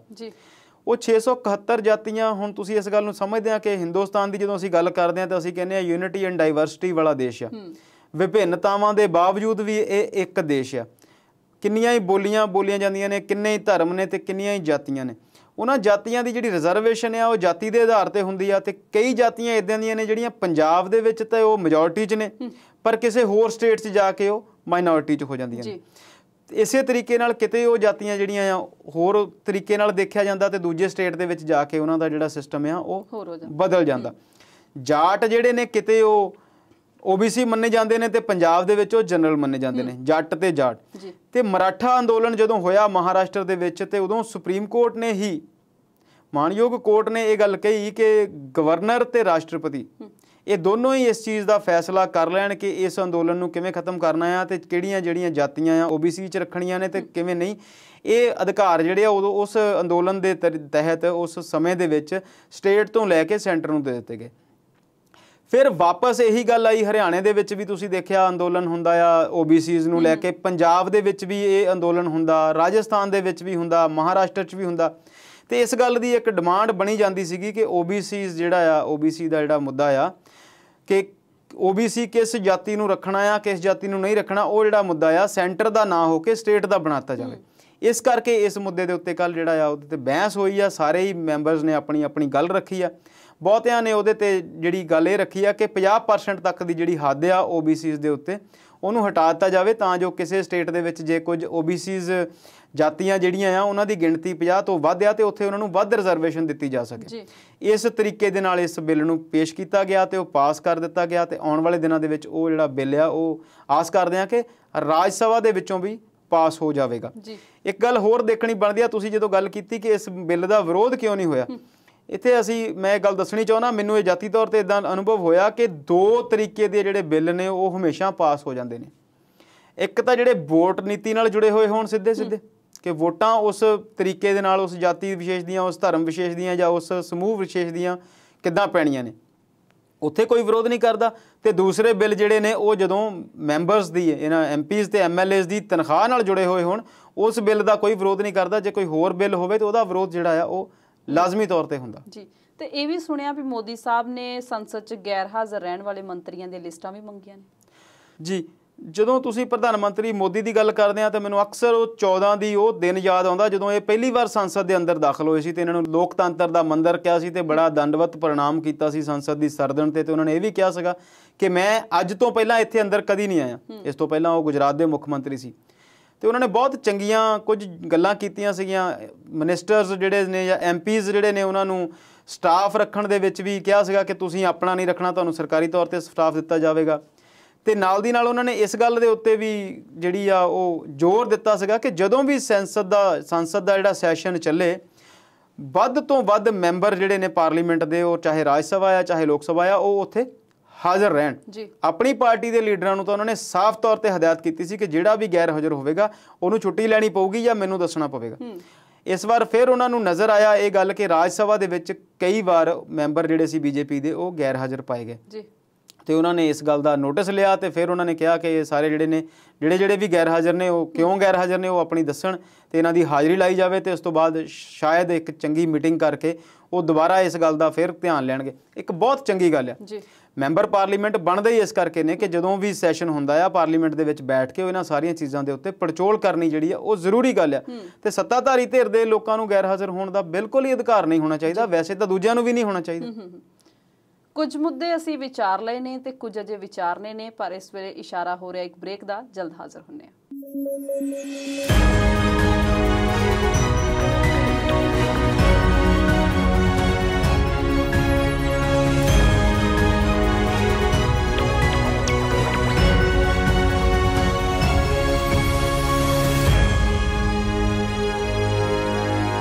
ਬ੍ਰੇਕ ਤੇ ਜਾਣ ਤੋਂ ਪਹਿਲਾਂ ਅਸੀਂ ਗੱਲ ਕਰ ਰਹੇ ਸੀ ਸੰਸਦ ਦੇ ਮੌਨਸੂਨ ਸੈਸ਼ਨ ਦੀ ਤੇ ਹੁਣ ਉਸੇ ਲੜੀ ਨੂੰ ਅੱਗੇ ਤੋਰਦੇ ਹਾਂ। ਸ਼ਰਮਾ ਜੀ, ਜੇ ਲੋਕ ਸਭਾ ਤੋਂ ਬਾਅਦ ਰਾਜ ਸਭਾ ਦੀ ਗੱਲ ਕਰੀਏ ਤੇ ਕਾਂਗਰਸ ਦੇ ਰਾਜ ਸਭਾ ਮੈਂਬਰ ਪ੍ਰਤਾਪ ਸਿੰਘ ਬਾਜਵਾ ਕੱਲ ਮੇਜ਼ ਤੇ ਚੜੇ ਫਿਰਦੇ ਸੀ। ਦੇਖੋ ਜੀ, ਜਦੋਂ ਤੁਹਾਡੀ ਗੱਲ ਨਹੀਂ ਸੁਣੀ ਜਾਂਦੀ ਤੇ ਫਿਰ ਤੁਸੀਂ ਵਿਰੋਧ ਦੇ ਬਹੁਤ ਤਰੀਕੇ ਅਪਣਾਉਂਦੇ ਹੋ। ਬੱਚਾ ਜਦੋਂ ਘਰ ਦੇ ਵਿੱਚ ਕੋਈ ਚੀਜ਼ ਮੰਗਦਾ ਆ, ਉਹਨੂੰ ਨਹੀਂ ਮਿਲਦੀ ਤੇ ਭਾਵੇਂ ਉਹ ਤਿਆਰ ਹੋਇਆ ਹੋਵੇ ਤੇ ਭਾਵੇਂ ਉਹਨੇ ਕਿਤੇ ਜਾਣਾ ਹੋਵੇ, ਫਿਰ ਉਹ ਮਿੱਟੀ ਵੀ ਆਪਣੇ ਤੇ ਪਾ ਲੈਂਦਾ ਤੇ ਵਿਹੜੇ 'ਚ ਰੌਲਾ ਵੀ ਪਾਉਂਦਾ ਤੇ ਰੋਂਦਾ ਵੀ ਆ। ਕੁਝ ਇਹੋ ਜਿਹੇ ਹਾਲਾਤ ਬਣੇ ਹੋਏ ਨੇ ਵਿਰੋਧੀ ਧਿਰ ਦੇ ਮੈਂਬਰਾਂ ਦੇ ਕਿ ਉਹ ਜਿਸ ਮੁੱਦੇ ਤੇ ਗੱਲ ਕਰਨੀ ਚਾਹੁੰਦੇ ਨੇ, ਚਾਹੇ ਉਹ ਪੈਗਾਸਸ ਹੋਵੇ, ਚਾਹੇ ਉਹ ਮਹਿੰਗਾਈ ਹੋਵੇ, ਤੇ ਚਾਹੇ ਉਹ ਹੋਵੇ ਕਿਸਾਨ ਅੰਦੋਲਨ, ਤੇ ਸਰਕਾਰ ਜਿਹੜੀ ਆ ਉਸ ਚੀਜ਼ ਤੋਂ ਭੱਜਦੀ ਨਜ਼ਰ ਆਉਂਦੀ ਹੈ। ਤੇ ਇਹ ਗੱਲ ਅਸੀਂ ਹੁਣੇ ਕੀਤੀ ਆ ਕਿ ਮੌਨਸੂਨ ਸੈਸ਼ਨ ਦੇ ਵਿੱਚ ਕੱਲ ਇਕਲੌਤਾ OBC ਵਾਲਾ ਬਿੱਲ ਸੀ ਜਿਹੜਾ ਪਾਸ ਹੋ ਗਿਆ ਬਿਨਾਂ ਕਿਸੇ ਰੌਲੇ ਰੱਪੇ ਦੇ, ਬਿਨਾਂ ਕਿਸੇ ਵਿਰੋਧ ਦੇ। ਨਹੀਂ ਤਾਂ ਸਰਕਾਰ ਬਿੱਲ ਜ਼ਰੂਰ ਪਾਸ ਕਰੀ ਜਾਂਦੀ ਹੈ ਕਿਉਂਕਿ ਉਹਨਾਂ ਕੋਲ ਨੰਬਰਸ ਨੇ, ਪਰ ਵਿਰੋਧ ਜਿਹੜਾ ਆ ਉਹ ਬਾਦਸਤੂਰ ਜਾਰੀ ਆ ਤੇ ਬਹੁਤ ਜ਼ਿਆਦਾ ਵਿਰੋਧ ਇਸ ਵਾਰ ਸਰਕਾਰ ਨੂੰ ਝੱਲਣਾ ਪੈ ਰਿਹਾ। ਜੇ ਅਸੀਂ ਮੋਦੀ ਸਰਕਾਰ ਦੀ ਜਾਂ BJP ਸਰਕਾਰ ਦੀ ਗੱਲ ਕਰੀਏ, 14 ਤੋਂ ਲੈ ਕੇ 19 ਤੱਕ ਦੇ 5 ਸਾਲ ਤੇ ਉਸ ਤੋਂ ਬਾਅਦ ਆ 2 ਸਾਲ ਇਸ ਦੇ ਵੀ ਲਾ ਲਈਏ, ਹਰ ਸਾਲ 'ਚ 3 ਸੈਸ਼ਨ ਹੁੰਦੇ ਨੇ, ਉਹਨਾਂ ਨੂੰ ਕਦੇ ਵੀ ਇੰਨਾ ਜਿਹੜਾ ਵਿਰੋਧ ਆ ਉਹ ਨਹੀਂ ਚੱਲਣਾ ਪਿਆ ਜਿੰਨਾ ਇਸ ਵਾਰ ਚੱਲਣਾ ਪਿਆ। ਪਰ ਸਰਕਾਰ ਜਿਹੜੀ ਆ ਉਹ ਬਿਲਕੁਲ ਆਪਣੇ ਅੜੀਅਲ ਰਵੱਈਏ ਤੇ ਅੜੀ ਹੋਈ ਆ। ਬਹੁਤ ਵਾਰ ਵਿਰੋਧ ਹੋਇਆ, ਪਿਛਲੀ ਵਾਰ ਵੀ ਹੋਇਆ ਸੀ, TMC ਦੇ ਕੁਝ ਸੰਸਦਾਂ ਨੂੰ ਬਾਹਰ ਕੱਢ ਦਿੱਤਾ ਗਿਆ ਸੀਗਾ, ਤੇ ਬਹੁਤ ਸਾਰੇ ਜਿਹੜੇ ਵਿਰੋਧੀ ਸੰਸਦ ਆ ਉਹ ਕਿਸਾਨ ਸੰਸਦ ਦੇ ਉੱਤੇ ਵੀ ਦੇਖੇ ਗਏ ਨੇ। ਹਾਲਾਂਕਿ ਜੰਤਰ ਮੰਤਰ ਤੇ ਵੀ ਕੱਲ ਬੀਤੇ ਦਿਨੀ ਜਿਹੋ ਜਿਹੀਆਂ ਘਟਨਾਵਾਂ ਹੋਈਆਂ ਉਹਦੇ ਵਿੱਚ ਫਿਰ BJP ਦਾ ਜਿਹੜਾ ਚਿਹਰਾ ਆ ਉਹ ਦੂਸਰੇ ਪਾਸਿਓਂ ਜਾ ਕੇ ਨਜ਼ਰ ਆਉਂਦਾ ਆ ਕਿ ਉਹ ਕਿਹੋ ਜਿਹੇ ਕੰਮ ਜਿਹੜੇ ਨੇ ਕਰਦੇ ਨੇ ਤੇ ਕਰਵਾਉਂਦੇ ਨੇ। ਤੇ ਇੱਦਾਂ ਹੀ ਕੱਲ ਰਾਜ ਸਭਾ ਦੇ ਵਿੱਚ ਮੈਂਬਰ ਪਾਰਲੀਮੈਂਟ ਜਿਹੜੇ ਨੇ ਪੰਜਾਬ ਤੋਂ ਨੇ, ਬਾਜਵਾ ਸਾਹਿਬ, ਉਹਨਾਂ ਨੇ ਫਿਰ ਕੁਝ ਕਾਗਜ਼ ਪੱਤਰ ਜਿਹੜੇ ਨੇ ਚੁੱਕ ਕੇ ਫਾਈਲ ਜਾਂ ਰੂਲ ਬੁੱਕ ਜਿਹੜੀ ਉਹਨਾਂ ਦੇ ਕੋਲ ਸੀ ਉਹ ਸੁੱਟੀ ਆ ਤੇ ਉਹਨਾਂ ਨੇ ਮੇਜ਼ ਤੇ ਖੜੇ ਹੋ ਕੇ ਵੀ ਆਪਣਾ ਪ੍ਰਦਰਸ਼ਨ ਕੀਤਾ। ਅਸੀਂ ਇਸ ਤਰੀਕੇ ਨੂੰ ਜਸਟੀਫਾਈ ਨਹੀਂ ਕਰਦੇ, ਪਰ ਗੱਲ ਇੱਕ ਇਹ ਵੀ ਸੋਚਣੀ ਬਣਦੀ ਹੈ ਜਾਂ ਸਮਝਣੀ ਬਣਦੀ ਹੈ ਜਾਂ ਮਹਿਸੂਸ ਹੁੰਦੀ ਹੈ, ਪਰ ਜਦੋਂ ਤੁਹਾਡੀ ਗੱਲ ਸੁਣੀ ਹੀ ਨਹੀਂ ਜਾਂਦੀ ਫਿਰ ਤੁਸੀਂ ਗੁੱਸੇ ਦੇ ਵਿੱਚ ਆ ਕੇ ਜਾਂ ਆਵੇਸ਼ ਦੇ ਵਿੱਚ ਆ ਕੇ ਕਈ ਵਾਰ ਕੁਝ ਅਜਿਹੀਆਂ ਗੱਲਾਂ ਕਰਦੇ ਹੋ ਜਿਹੜੀਆਂ ਠੀਕ ਨਹੀਂ ਲੱਗਦੀਆਂ। ਪਰ ਸੰਸਦ ਦੀ ਮਰਿਆਦਾ ਆ, ਉਹਦਾ ਧਿਆਨ ਰੱਖਣਾ ਚਾਹੀਦਾ। ਠੀਕ ਹੈ, ਆਪਣੀ ਗੱਲ ਬੈਠ ਕੇ ਗੱਲ ਕਰਨੀ ਚਾਹੀਦੀ ਹੈ, ਪਰ ਗੱਲ ਤੇ ਤਦ ਹੀ ਕੀਤੀ ਜਾਊਗੀ ਨਾ ਜੇ ਦੂਜੇ ਪਾਸਿਓਂ ਗੱਲ ਸੁਣੀ ਵੀ ਜਾਵੇ ਤੇ ਜਿਹੜੀ ਕੋਈ ਗੱਲ ਠੀਕ ਲੱਗੇ ਉਹਦੇ ਤੇ ਨੋਟਿਸ ਲਿਆ ਜਾਵੇ। ਜੇ ਸਾਰੀ ਨਹੀਂ ਮੰਨਣੀ ਥੋੜ੍ਹੀ ਮੰਨ ਲਈ ਜਾਵੇ, ਪਰ ਉਹ ਜਿਹੜਾ ਨੰਬਰਸ ਵਾਲੀ ਗੇਮ ਆ ਲੋਕਤੰਤਰ ਦੇ ਵਿੱਚ ਉਹ ਇੱਕ ਖਤਰਨਾਕ ਪਹਿਲੂ ਬਣਦਾ ਜਾ ਰਿਹਾ ਇਹਨਾਂ ਦਿਨਾਂ ਦੇ ਵਿੱਚ, ਜਾਂ ਪਾਰਟੀ ਸਿਸਟਮ ਜਿਹੜਾ ਉਹਦੇ ਤੇ ਹਾਵੀ ਹੁੰਦਾ ਜਾ ਰਿਹਾ। ਸੱਚ ਤੇ ਝੂਠ, ਗਲਤ ਤੇ ਠੀਕ ਵਾਲੀ ਜਿਹੜੀ ਗੱਲ ਆ ਉਹ ਭੁੰਜੇ ਰਹਿ ਗਈ ਕਿਤੇ। ਜੀ, ਰੁਖ ਕਰਦੇ ਹਾਂ ਕਰਨਾਟਕ ਵੱਲ। ਉੱਥੇ ਸਰਕਾਰ ਬਦਲੀ ਆ ਤੇ ਕਿਹੜੇ ਨਵੇਂ ਫਰਮਾਨ ਸਰਕਾਰ ਨੇ ਜਾਰੀ ਕੀਤੇ ਤੇ ਸਰਕਾਰ ਕਿਹੜੀ ਬਣੀ ਹੈ? ਦੇਖੋ, ਸਰਕਾਰ ਤੇ BJP ਦੀ ਹੋਈ ਆ। ਪਹਿਲਾਂ BS ਯੇਦੂਰੱਪਾ ਸੀਗੇ, ਉੱਥੇ ਉਹ ਉਮਰ ਦਰਾਜ਼ ਦਾ ਕਹਿ ਕੇ ਉਹਨਾਂ ਨੂੰ ਬਦਲ ਦਿੱਤਾ ਗਿਆ। ਉੱਥੇ CM ਜਿਹੜੇ ਨੇ, ਕਿਉਂਕਿ BJP ਦੀ ਹਾਈ ਕਮਾਂਡ ਬਹੁਤ ਸਟਰੋਂਗ ਆ ਤੇ ਉਹਨਾਂ ਨੂੰ ਲੱਗਾ ਸੀਗਾ ਕਿ ਯੇਦੂਰੱਪਾ ਦਾ ਉੱਥੇ ਲੋਕਲ ਲੈਵਲ ਦੇ ਉੱਤੇ ਵਿਰੋਧ ਹੋ ਰਿਹਾ, ਕੁਝ ਕਰਪਸ਼ਨ ਦੇ ਕੇਸਿਸ ਸੀ, ਕੁਝ ਹੋਰ ਚੀਜ਼ਾਂ ਸੀ, ਉਮਰ ਵੀ ਵੱਧਦੀ ਸੀ, ਤੇ ਉਹਨਾਂ ਤੋਂ ਕੁਰਸੀ ਲੈ ਕੇ ਉੱਥੇ ਬੋਮਈ ਨੇ ਕੋਈ ਇੱਕ ਉਹਨਾਂ ਨੂੰ ਦੇ ਦਿੱਤੀ ਗਈ ਨੇ। ਪੁਰਾਣੇ ਲੀਡਰ ਨੇ ਕਾਫੀ, SR ਬੋਮਈ ਦਾ ਇੱਕ ਨਾਮ ਸੀ, ਉਹਨਾਂ ਦੇ ਫਾਦਰ ਸਾਹਿਬ ਸੀ ਕਿਸੇ ਟਾਈਮ ਤੇ, ਉਹ ਬੜੇ ਵੱਡੇ ਲੀਡਰ ਸੀ ਹਿੰਦੁਸਤਾਨ ਦੇ, ਕਰਨਾਟਕ ਦੇ ਵਿੱਚ ਹੀ।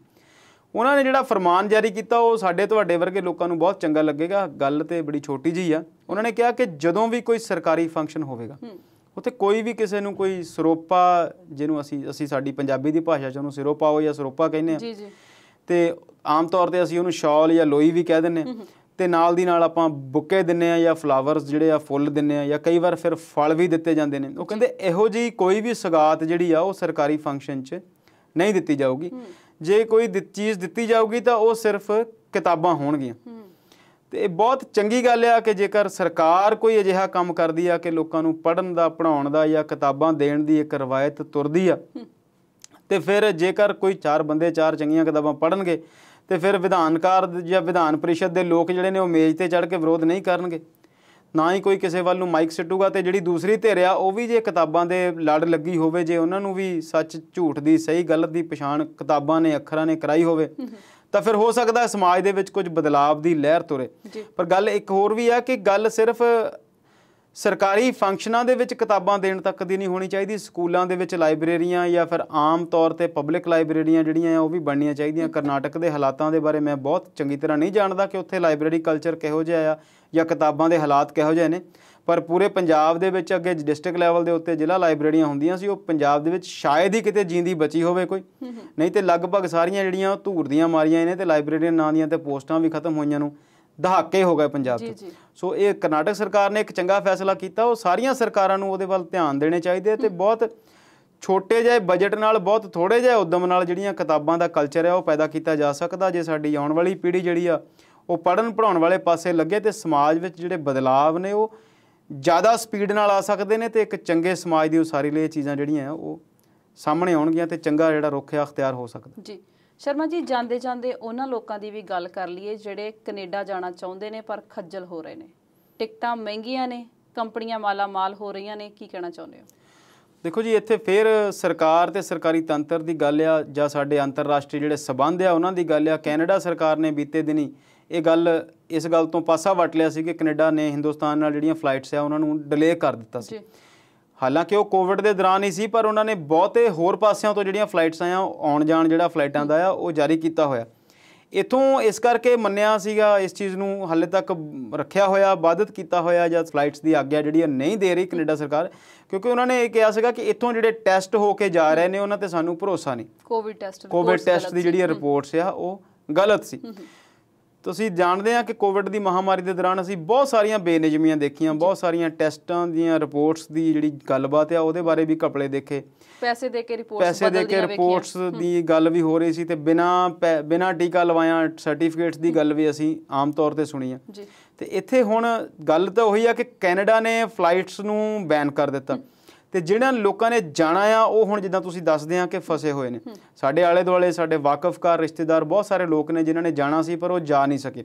ਕੁਝ ਆਉਣ ਵਾਲੇ ਵੀ ਫਸੇ ਹੋਏ ਨੇ, ਟਿਕਟਸ ਉਹਨਾਂ ਨੇ ਲਈਆਂ ਹੋਈਆਂ ਨੇ ਤੇ ਟਿਕਟਸ ਪਹਿਲਾਂ ਵੀ ਕਾਫੀ ਮਹਿੰਗੀਆਂ ਸੀ। ਪਰ ਇਸ ਚੱਕਰ ਦੇ ਵਿੱਚ ਸਭ ਤੋਂ ਜ਼ਿਆਦਾ ਪ੍ਰਭਾਵਿਤ ਜਿਹੜੇ ਹੋ ਰਹੇ ਨੇ ਉਹ ਸਟੂਡੈਂਟਸ ਨੇ। ਸਟੱਡੀ ਲਈ ਬਹੁਤ ਵੱਡੀ ਗਿਣਤੀ 'ਚ, ਲੱਖਾਂ ਦੀ ਗਿਣਤੀ 'ਚ ਵਿਦਿਆਰਥੀ ਇੱਥੋਂ ਉੱਥੇ ਪੜ੍ਹਨ ਲਈ ਜਾਂਦੇ ਨੇ ਤੇ ਉਹ ਜਦੋਂ ਫਿਰ ਕਈ ਵਾਰ ਵਿਚਾਲੇ ਵੀ ਆਏ ਹੋਏ ਨੇ ਉਹ ਵੀ ਫਸੇ ਹੋਏ ਨੇ। ਤੇ ਸੁਣਨ ਨੂੰ ਮਿਲਿਆ ਕਿ ਜਿਹੜੀਆਂ ਟਿਕਟਸ ਨੇ ਉਹ ਬਹੁਤ ਮਹਿੰਗੀਆਂ ਨੇ ਪਰ ਉਹ ਫਿਰ ਵਾਇਆ ਹੋ ਕੇ ਜਾ ਰਹੀਆਂ ਨੇ। ਹਿੰਦੁਸਤਾਨ ਤੋਂ ਕਿਸੇ ਵੱਖਰੇ ਮੁਲਕ ਨੂੰ ਜਾਣਾ ਪੈਂਦਾ, ਉੱਥੇ ਜਾ ਕੇ 1 ਜਾਂ 2 ਦਿਨ ਦੀ ਸਟੇ ਹੁੰਦੀ ਆ, ਉੱਥੇ ਜਾ ਕੇ ਤੁਹਾਨੂੰ ਵੈਕਸੀਨੇਸ਼ਨ ਦਾ ਜਿਹੜੀ ਰਿਪੋਰਟ ਆ ਉਹ ਦਿਖਾਉਣੀ ਪੈਂਦੀ ਆ ਜਾਂ ਤੁਹਾਡੀ ਜਿਹੜੀ ਟੈਸਟ ਹੁੰਦਾ ਆ, ਜਦੋਂ ਉਹ ਨੈਗੇਟਿਵ ਆਉਂਦੀ ਆ ਫਿਰ ਹੀ ਤੁਸੀਂ ਵਾਪਸ ਕੈਨੇਡਾ ਦੀ ਦੂਸਰੀ ਫਲਾਈਟ ਲੈ ਸਕਦੇ ਆ। ਉਹ ਸਿਰਫ ਔਰ ਸਿਰਫ ਤੁਹਾਡੀ ਜਿਹੜੀ ਰਿਪੋਰਟ ਦੀ ਸੱਚਾਈ ਆ ਉਹਦੇ ਤੇ ਗੱਲ ਟਿਕੀ ਹੋਈ ਆ। ਤੇ ਵਿਦੇਸ਼ ਮੰਤਰਾਲਿਆਂ ਨੂੰ ਕੈਨੇਡਾ ਸਰਕਾਰ ਨਾਲ ਗੱਲ ਕਰਨੀ ਚਾਹੀਦੀ ਆ। ਬੜਾ ਸੌਖਾ ਜਿਹਾ ਮਸਲਾ ਆ, ਕੈਨੇਡਾ ਦੇ ਭਾਰਤ ਨਾਲ ਜਿਹੋ ਜਿਹੇ ਸਬੰਧ ਨੇ ਇਹ ਕੋਈ ਵੱਡੀ ਗੱਲ ਹੈ ਨਹੀਂ। ਪਰ ਇੱਥੇ ਗੱਲ ਇਹ ਵੀ ਆ ਕਿ ਇਸ ਮਸਲੇ ਦੇ ਵਿੱਚ ਸਭ ਤੋਂ ਜ਼ਿਆਦਾ ਪ੍ਰਭਾਵਿਤ ਲੋਕ ਕੌਣ ਹੋ ਰਹੇ ਨੇ। ਜਿੱਦਾਂ ਅਸੀਂ ਗੱਲ ਕੀਤੀ ਕਿ ਸਟੂਡੈਂਟਸ ਹੋ ਰਹੇ ਨੇ ਤੇ ਉਹ ਕਿਸ ਖਿੱਤੇ ਨਾਲ ਜੁੜੇ ਹੋਏ ਨੇ, ਪੰਜਾਬ ਨਾਲ ਜਾਂ ਹਰਿਆਣੇ ਨਾਲ ਜਾਂ ਕੋਈ ਇੱਕਾ ਦੁੱਕਾ ਹੋਰ ਸਟੇਟਸ ਵੀ ਹੋਣਗੀਆਂ। ਤੇ ਪੰਜਾਬ ਦੀ ਸਰਕਾਰ ਜਿਹੜੀ ਆ ਇਹਨੂੰ ਵੀ ਚਾਹੀਦਾ ਆ ਇਹ ਮਸਲਾ ਕੈਬਨਿਟ ਦੇ ਵਿੱਚ ਉਠਾਵੇ, ਆਪਣੀ ਕੈਬਨਿਟ 'ਚ ਵੀ ਉਠਾਵੇ। ਤੇ ਮੌਨਸੂਨ ਸੈਸ਼ਨ ਚੱਲ ਰਿਹਾ, ਜੇ ਪੰਜਾਬ ਤੋਂ 2 MP ਨੇ ਬੀਜੇਪੀ ਦੇ, ਜੇ ਸੋਮ ਪ੍ਰਕਾਸ਼ ਹੋਰ ਸਾਰੀਆਂ ਗੱਲਾਂ ਲਈ ਉੱਥੇ ਗੱਲ ਕਰ ਸਕਦੇ ਨੇ, ਸਨੀ ਦਿਓਲ ਉੱਥੇ ਜਾਂਦੇ ਨੇ ਤੇ ਹੋਰ ਕੋਈ ਚੰਗਾ ਕੰਮ ਤੁਸੀਂ ਹੁਣ ਤੱਕ ਨਹੀਂ ਕੀਤਾ। ਇੰਨਾ ਛੋਟਾ ਜਿਹਾ ਮਸਲਾ ਐਸ ਜੈਸ਼ੰਕਰ ਨੂੰ ਕਿਹਾ ਜਾ ਸਕਦਾ, ਵਿਦੇਸ਼ ਮੰਤਰੀ ਨੂੰ। ਕੈਬਨਿਟ ਦਾ ਸੈਸ਼ਨ ਚੱਲ ਰਿਹਾ ਸੰਸਦ ਦਾ ਤੇ ਬੜੀ ਛੋਟੀ ਜੀ ਗੱਲ ਆ ਇਹ ਜਿਹੜੀ ਆ ਹੱਲ ਹੋ ਸਕਦੀ ਆ, ਪਰ ਇਸ ਪਾਸੇ ਕਿਸੇ ਦਾ ਧਿਆਨ ਨਹੀਂ ਗਿਆ। ਵੋਟ ਨਾਲ ਜੁੜਿਆ ਹੋਇਆ ਮਸਲਾ ਨਹੀਂ ਹੈ ਨਾ, ਵੋਟ ਨਾਲ ਜੁੜਿਆ ਹੋਇਆ ਮਸਲਾ ਨਹੀਂ ਹੈ। ਗੱਲ ਤੁਹਾਡੀ ਬਿਲਕੁਲ ਠੀਕ ਹੈ ਜੀ। ਤੇ ਭਾਰਤੀ ਨਾਗਰਿਕਾਂ ਨੂੰ ਅਫਗਾਨਿਸਤਾਨ 'ਚੋਂ ਵਾਪਸ ਆਉਣ ਦੀ ਵੀ ਗੱਲ ਆਖ ਦਿੱਤੀ ਗਈ ਹੈ। ਦੇਖੋ, ਅਫਗਾਨਿਸਤਾਨ ਇੱਕ ਇਹੋ ਜਿਹੀ ਧਰਤੀ ਆ ਜਿਹੜੀ ਬਹੁਤ ਖੂਬਸੂਰਤ ਆ, ਬਹੁਤ ਸਾਰੀਆਂ ਚੀਜ਼ਾਂ ਉੱਥੇ ਹੁੰਦੀਆਂ ਨੇ, ਬਹੁਤ ਜ਼ਰਖੇਜ਼ ਵੀ ਆ ਤੇ ਪਠਾਰ ਵੀ ਬਹੁਤ ਆ, ਰੇਗਿਸਤਾਨ ਵੀ ਹੈ ਉਹਦੇ ਵਿੱਚ। ਪਰ ਫਿਰ ਵੀ ਉੱਥੇ ਦੀ ਜਿਹੜੀ ਉਹਨਾਂ ਦੀ ਜਿਹੜੀ ਡੈਸਟਨੀ ਆ, ਉਹਨਾਂ ਦੀ ਜਿਹੜੀ ਕਿਸਮਤ ਆ, ਬੀਤੇ ਸੈਂਕੜਿਆਂ ਹੀ ਸਾਲਾਂ ਤੋਂ ਉਹ ਯੁੱਧ ਨਾਲ, ਜੰਗ ਨਾਲ ਤੇ ਅਸ਼ਾਂਤੀ ਨਾਲ ਹੀ ਜੁੜੀ ਹੋਈ ਹੈ। ਚਾਹੇ ਰੂਸ ਦੇ ਟਾਈਮ ਦੀ ਗੱਲ ਕਰ ਲਈਏ, ਫਿਰ ਉਸ ਤੋਂ ਬਾਅਦ ਅਮਰੀਕਾ ਦਾ ਸਮਾਂ ਆਇਆ, ਉਸ ਤੋਂ ਵੀ ਪਿੱਛੇ ਜਦੋਂ ਚਲੇ ਜਾਈਏ ਤੇ ਮੁਗਲਾਂ ਦੇ ਕਾਲ ਦੇ ਵਿੱਚ ਵੀ ਉੱਥੇ ਜਿਹੜੀ ਆ ਅਸ਼ਾਂਤੀ ਜਿਹੜੀ ਆ ਉਹ ਵੱਖਰੇ ਸਮੇਂ ਦੇ ਉੱਤੇ ਨਜ਼ਰ ਆਈ ਆ।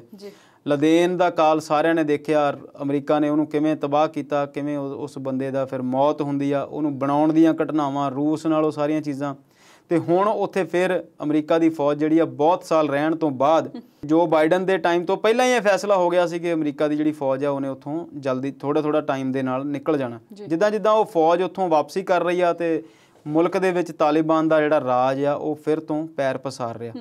ਉੱਥੇ ਅਸ਼ਾਂਤੀ ਜਿਹੜੀ ਵੱਧ ਰਹੀ ਆ, ਖਾਨਾ ਜੰਗੀ ਵੱਧ ਰਹੀ ਆ। ਹਾਲਾਂਕਿ ਸਰਕਾਰ ਕੋਸ਼ਿਸ਼ ਦੇ ਵਿੱਚ ਆ ਕਿ ਤਾਲਿਬਾਨ ਨੂੰ ਦਬਾ ਲਿਆ ਜਾਵੇ, ਪਰ ਸਰਕਾਰ ਦੀ ਤੇ ਫੌਜ ਦੀ ਜਿਹੜੀ ਗਿਣਤੀ ਆ ਉਹ ਉਨੀ ਨਹੀਂ ਹੈਗੀ ਜਿੰਨੀ ਕਿ ਉਹਨੂੰ, ਜਿਹਦੇ ਨਾਲ ਉਸ ਚੀਜ਼ ਨੂੰ ਨਾਰਮਲਾਈਜੇਸ਼ਨ ਵੱਲ ਪਰਤਿਆ ਜਾ ਸਕੇ। ਫਿਰ ਉਸ ਦੇ ਬੀਤੇ ਦੇ ਵਿੱਚ ਅਸੀਂ ਕੁਝ ਗੱਲਾਂ ਕੀਤੀਆਂ ਕਿ ਉੱਥੇ ਜਿਹੜੀ ਆ ਲੜਾਈ ਝਗੜਾ, ਗੋਲੀਬਾਰੀ ਤੇ ਸਾਰੀਆਂ ਚੀਜ਼ਾਂ ਜਿਹੜੀਆਂ ਉਹ ਵੱਧ ਰਹੀਆਂ। ਭਾਰਤ ਸਰਕਾਰ ਨੇ ਬੀਤੇ ਕੁਝ ਸਾਲਾਂ ਤੋਂ ਬਹੁਤ ਜ਼ਿਆਦਾ ਕੋਸ਼ਿਸ਼ ਕੀਤੀ ਸੀ, ਬਹੁਤ ਵੱਡੀਆਂ ਇਨਵੈਸਟਮੈਂਟਸ ਵੀ ਉੱਥੇ ਕੀਤੀਆਂ ਸੀ ਕਿ ਜਦੋਂ ਅਫਗਾਨਿਸਤਾਨ 'ਚ ਸ਼ਾਂਤੀ ਹੋਊਗੀ, ਭਾਰਤ ਦੇ ਅਫਗਾਨਿਸਤਾਨ ਨਾਲ ਚੰਗੇ ਸੰਬੰਧ ਹੋਣਗੇ। ਇੱਕ ਖਰਾਬ ਹੋਈ ਅਰਥ ਵਿਵਸਥਾ ਵਿੱਚ ਜਦੋਂ ਤੁਸੀਂ ਇਨਵੈਸਟਮੈਂਟ ਕਰਦੇ ਆ ਤਾਂ ਤੁਹਾਡੇ ਪ੍ਰੋਫਿਟ ਦੇ ਚਾਂਸ ਵੀ ਨੇ ਤੇ ਉਹਨਾਂ ਨਾਲ ਸੰਬੰਧ ਵੀ ਚੰਗੇ ਹੋਣਗੇ। ਉੱਥੇ ਦੀ ਸੰਸਦ ਦੀ ਜਿਹੜੀ ਬਿਲਡਿੰਗ ਆ ਉਹਨੂੰ ਬਣਾਉਣ ਦੀ ਵੀ ਗੱਲ ਕੀਤੀ ਸੀ। ਹੋਰ ਵੀ ਉੱਥੇ ਬਹੁਤ ਸਾਰੇ ਪ੍ਰੋਜੈਕਟ ਜਿਹੜੇ ਨੇ ਭਾਰਤ ਸਰਕਾਰ ਨੇ ਆਪਣੇ ਇਨਵੈਸਟਮੈਂਟ ਦੇ ਨਾਲ ਲਾਏ ਨੇ। ਇੱਥੇ ਦੇ ਕਾਰਪੋਰੇਟਸ ਵੀ ਉੱਥੇ ਜਾ ਕੇ ਕੰਮ ਕਰਦੇ ਨੇ। ਪਰ ਹੁਣ ਜਦੋਂ ਮਸਲਾ ਖਰਾਬ ਹੋ ਗਿਆ ਤੇ ਫਿਰ ਬੀਤੇ ਦਿਨਾਂ ਤੋਂ ਗੱਲਾਂ ਸ਼ੁਰੂ ਹੋ ਗਈਆਂ ਸੀ, ਗੱਲਾਂ ਹੋਣੀਆਂ ਕਿ ਉੱਥੋਂ ਦੇ ਲੋਕਾਂ ਨੂੰ ਵਾਪਸ ਕੱਢਣਾ ਪਵੇਗਾ। ਤੇ 80% ਤੋਂ ਜ਼ਿਆਦਾ ਅਫਗਾਨਿਸਤਾਨ ਦੇ ਉੱਤੇ ਕਬਜ਼ਾ ਜਿਹੜਾ ਉਹ ਤਾਲਿਬਾਨ ਦਾ ਹੋ ਚੁੱਕਿਆ। ਤੇ ਹੁਣ ਭਾਰਤ ਸਰਕਾਰ ਨੇ ਐਡਵਾਈਜ਼ਰੀ ਜਾਰੀ ਕੀਤੀ ਹੈ ਕਿ ਜਿੰਨੇ ਵੀ ਉੱਥੇ ਨਾਗਰਿਕ ਰਹਿੰਦੇ ਨੇ ਉਹ ਜਿੰਨੀ ਜਲਦੀ ਹੋ ਸਕੇ ਉੱਥੋਂ ਫਲਾਈਟਸ ਲੈ ਕੇ ਵਾਪਸ ਆ ਜਾਣ, ਤਾਂ ਕਿ ਅਸੀਂ ਉਹਨਾਂ ਨਾਲ ਜਿਹੜੇ ਆਪਣੇ ਸੰਬੰਧ ਆ ਉਹ ਤੋੜ ਲਈਏ, ਕਿਉਂਕਿ ਬਾਅਦ ਵਿੱਚ ਕੋਈ ਜਾਨੀ ਨੁਕਸਾਨ ਹੋਣ ਦੀ ਵੀ ਗੱਲ ਸਾਹਮਣੇ ਆ ਚੁੱਕੀ। ਅਸੀਂ ਦੇਖਿਆ ਵੀ ਸੀ ਬੀਤੇ ਦਿਨੀ ਇੱਕ ਰਿਪੋਰਟਰ ਦੀ, ਇੱਕ ਫੋਟੋਗ੍ਰਾਫਰ ਦੀ ਉੱਥੇ ਡੈਥ ਵੀ ਹੋਈ ਆ। ਕੋਈ 1500 ਦੇ ਕਰੀਬ ਉੱਥੇ ਲੋਕ ਹਾਲੇ ਦੱਸੇ ਜਾਂਦੇ ਨੇ ਭਾਰਤੀ। ਕੁਝ ਜਹਾਜ਼ਾਂ ਦਾ ਪ੍ਰਬੰਧ ਵੀ ਕੀਤਾ ਜਾ ਰਿਹਾ ਕਿ ਲੋਕ ਉੱਥੋਂ ਵਾਪਸ ਆ ਜਾਣ, ਪਰ ਇਹ ਅੰਤਰਰਾਸ਼ਟਰੀ ਮਸਲਾ ਆ ਤੇ ਲੋਕਾਂ ਨੂੰ, ਆਪਣੇ ਲੋਕਾਂ ਨੂੰ ਕੱਢਣ ਲਈ ਭਾਰਤ ਸਰਕਾਰ ਨੂੰ ਕੁਝ ਦਿਨ ਪਹਿਲਾਂ ਪਹਿਲ ਕਰਨੀ ਚਾਹੀਦੀ ਸੀ। ਪਾਕਿਸਤਾਨ ਉੱਥੇ ਹੁਣ ਹੋਰ ਦ੍ਰਿਸ਼ਟੀ ਨਾਲ ਦੇਖ ਰਿਹਾ ਹੈ, ਉੱਥੇ ਉਹ ਤਾਲਿਬਾਨ ਦੀ ਮਦਦ ਦੇ ਵਿੱਚ ਵੀ ਸਹਾਈ ਆ। ਚੀਨ ਦੇ ਉੱਥੇ ਆਪਣੇ ਇੰਟਰਸਟ ਨੇ, ਰਸ਼ੀਆ ਉਹਨੂੰ ਹੋਰ ਤਰੀਕੇ ਨਾਲ ਦੇਖ ਰਿਹਾ ਹੈ। ਪਰ ਹਾਲ ਦੀ ਘੜੀ ਜਿਹੜੀ ਐਡਵਾਈਜ਼ਰੀ ਜਾਰੀ ਹੋਈ ਆ ਉਹ ਚੰਗੀ ਗੱਲ ਆ। ਲੋਕਾਂ ਨੂੰ ਉੱਥੋਂ ਜਿੰਨੀ ਛੇਤੀ ਹੋ ਸਕੇ ਉਹ ਆਪਣੇ ਮੁਲਕ ਪਰਤ ਆਉਣਾ ਚਾਹੀਦਾ। ਸ਼ਰਮਾ ਜੀ, ਤੁਸੀਂ ਗਿਆਨਵਾਨ ਜਾਣਕਾਰੀ ਸਾਡੇ ਦਰਸ਼ਕਾਂ ਦੇ ਨਾਲ ਸਾਂਝੀ ਕੀਤੀ। ਸਟੂਡੀਓ 'ਚ ਆਉਣ ਲਈ ਤੁਹਾਡਾ ਬਹੁਤ-ਬਹੁਤ ਸ਼ੁਕਰੀਆ। ਸ਼ੁਕਰੀਆ ਸਵਲੀਨ ਜੀ। ਅੱਜ ਦੇ ਪ੍ਰੋਗਰਾਮ 'ਚ ਬਸ ਇੰਨਾ ਹੀ। ਕੱਲ ਕੁਝ ਨਵੇਂ ਮੁੱਦੇ ਟਟੋਲਾਂਗੇ ਤੇ ਨਵੀਂ ਗੱਲਬਾਤ ਕਰਾਂਗੇ। ਤੁਸੀਂ ਬਾਕੀ ਪ੍ਰੋਗਰਾਮਸ ਲਈ ਲਗਾਤਾਰ ਜੁੜੇ ਰਹਿਣਾ ਹੈ ਪੰਜਾਬੀ ਨੈਸ਼ਨਲ ਟੀਵੀ ਦੇ ਨਾਲ। ਉਮੀਦ ਤੁਹਾਡੀ, ਕੋਸ਼ਿਸ਼ ਸਾਡੀ।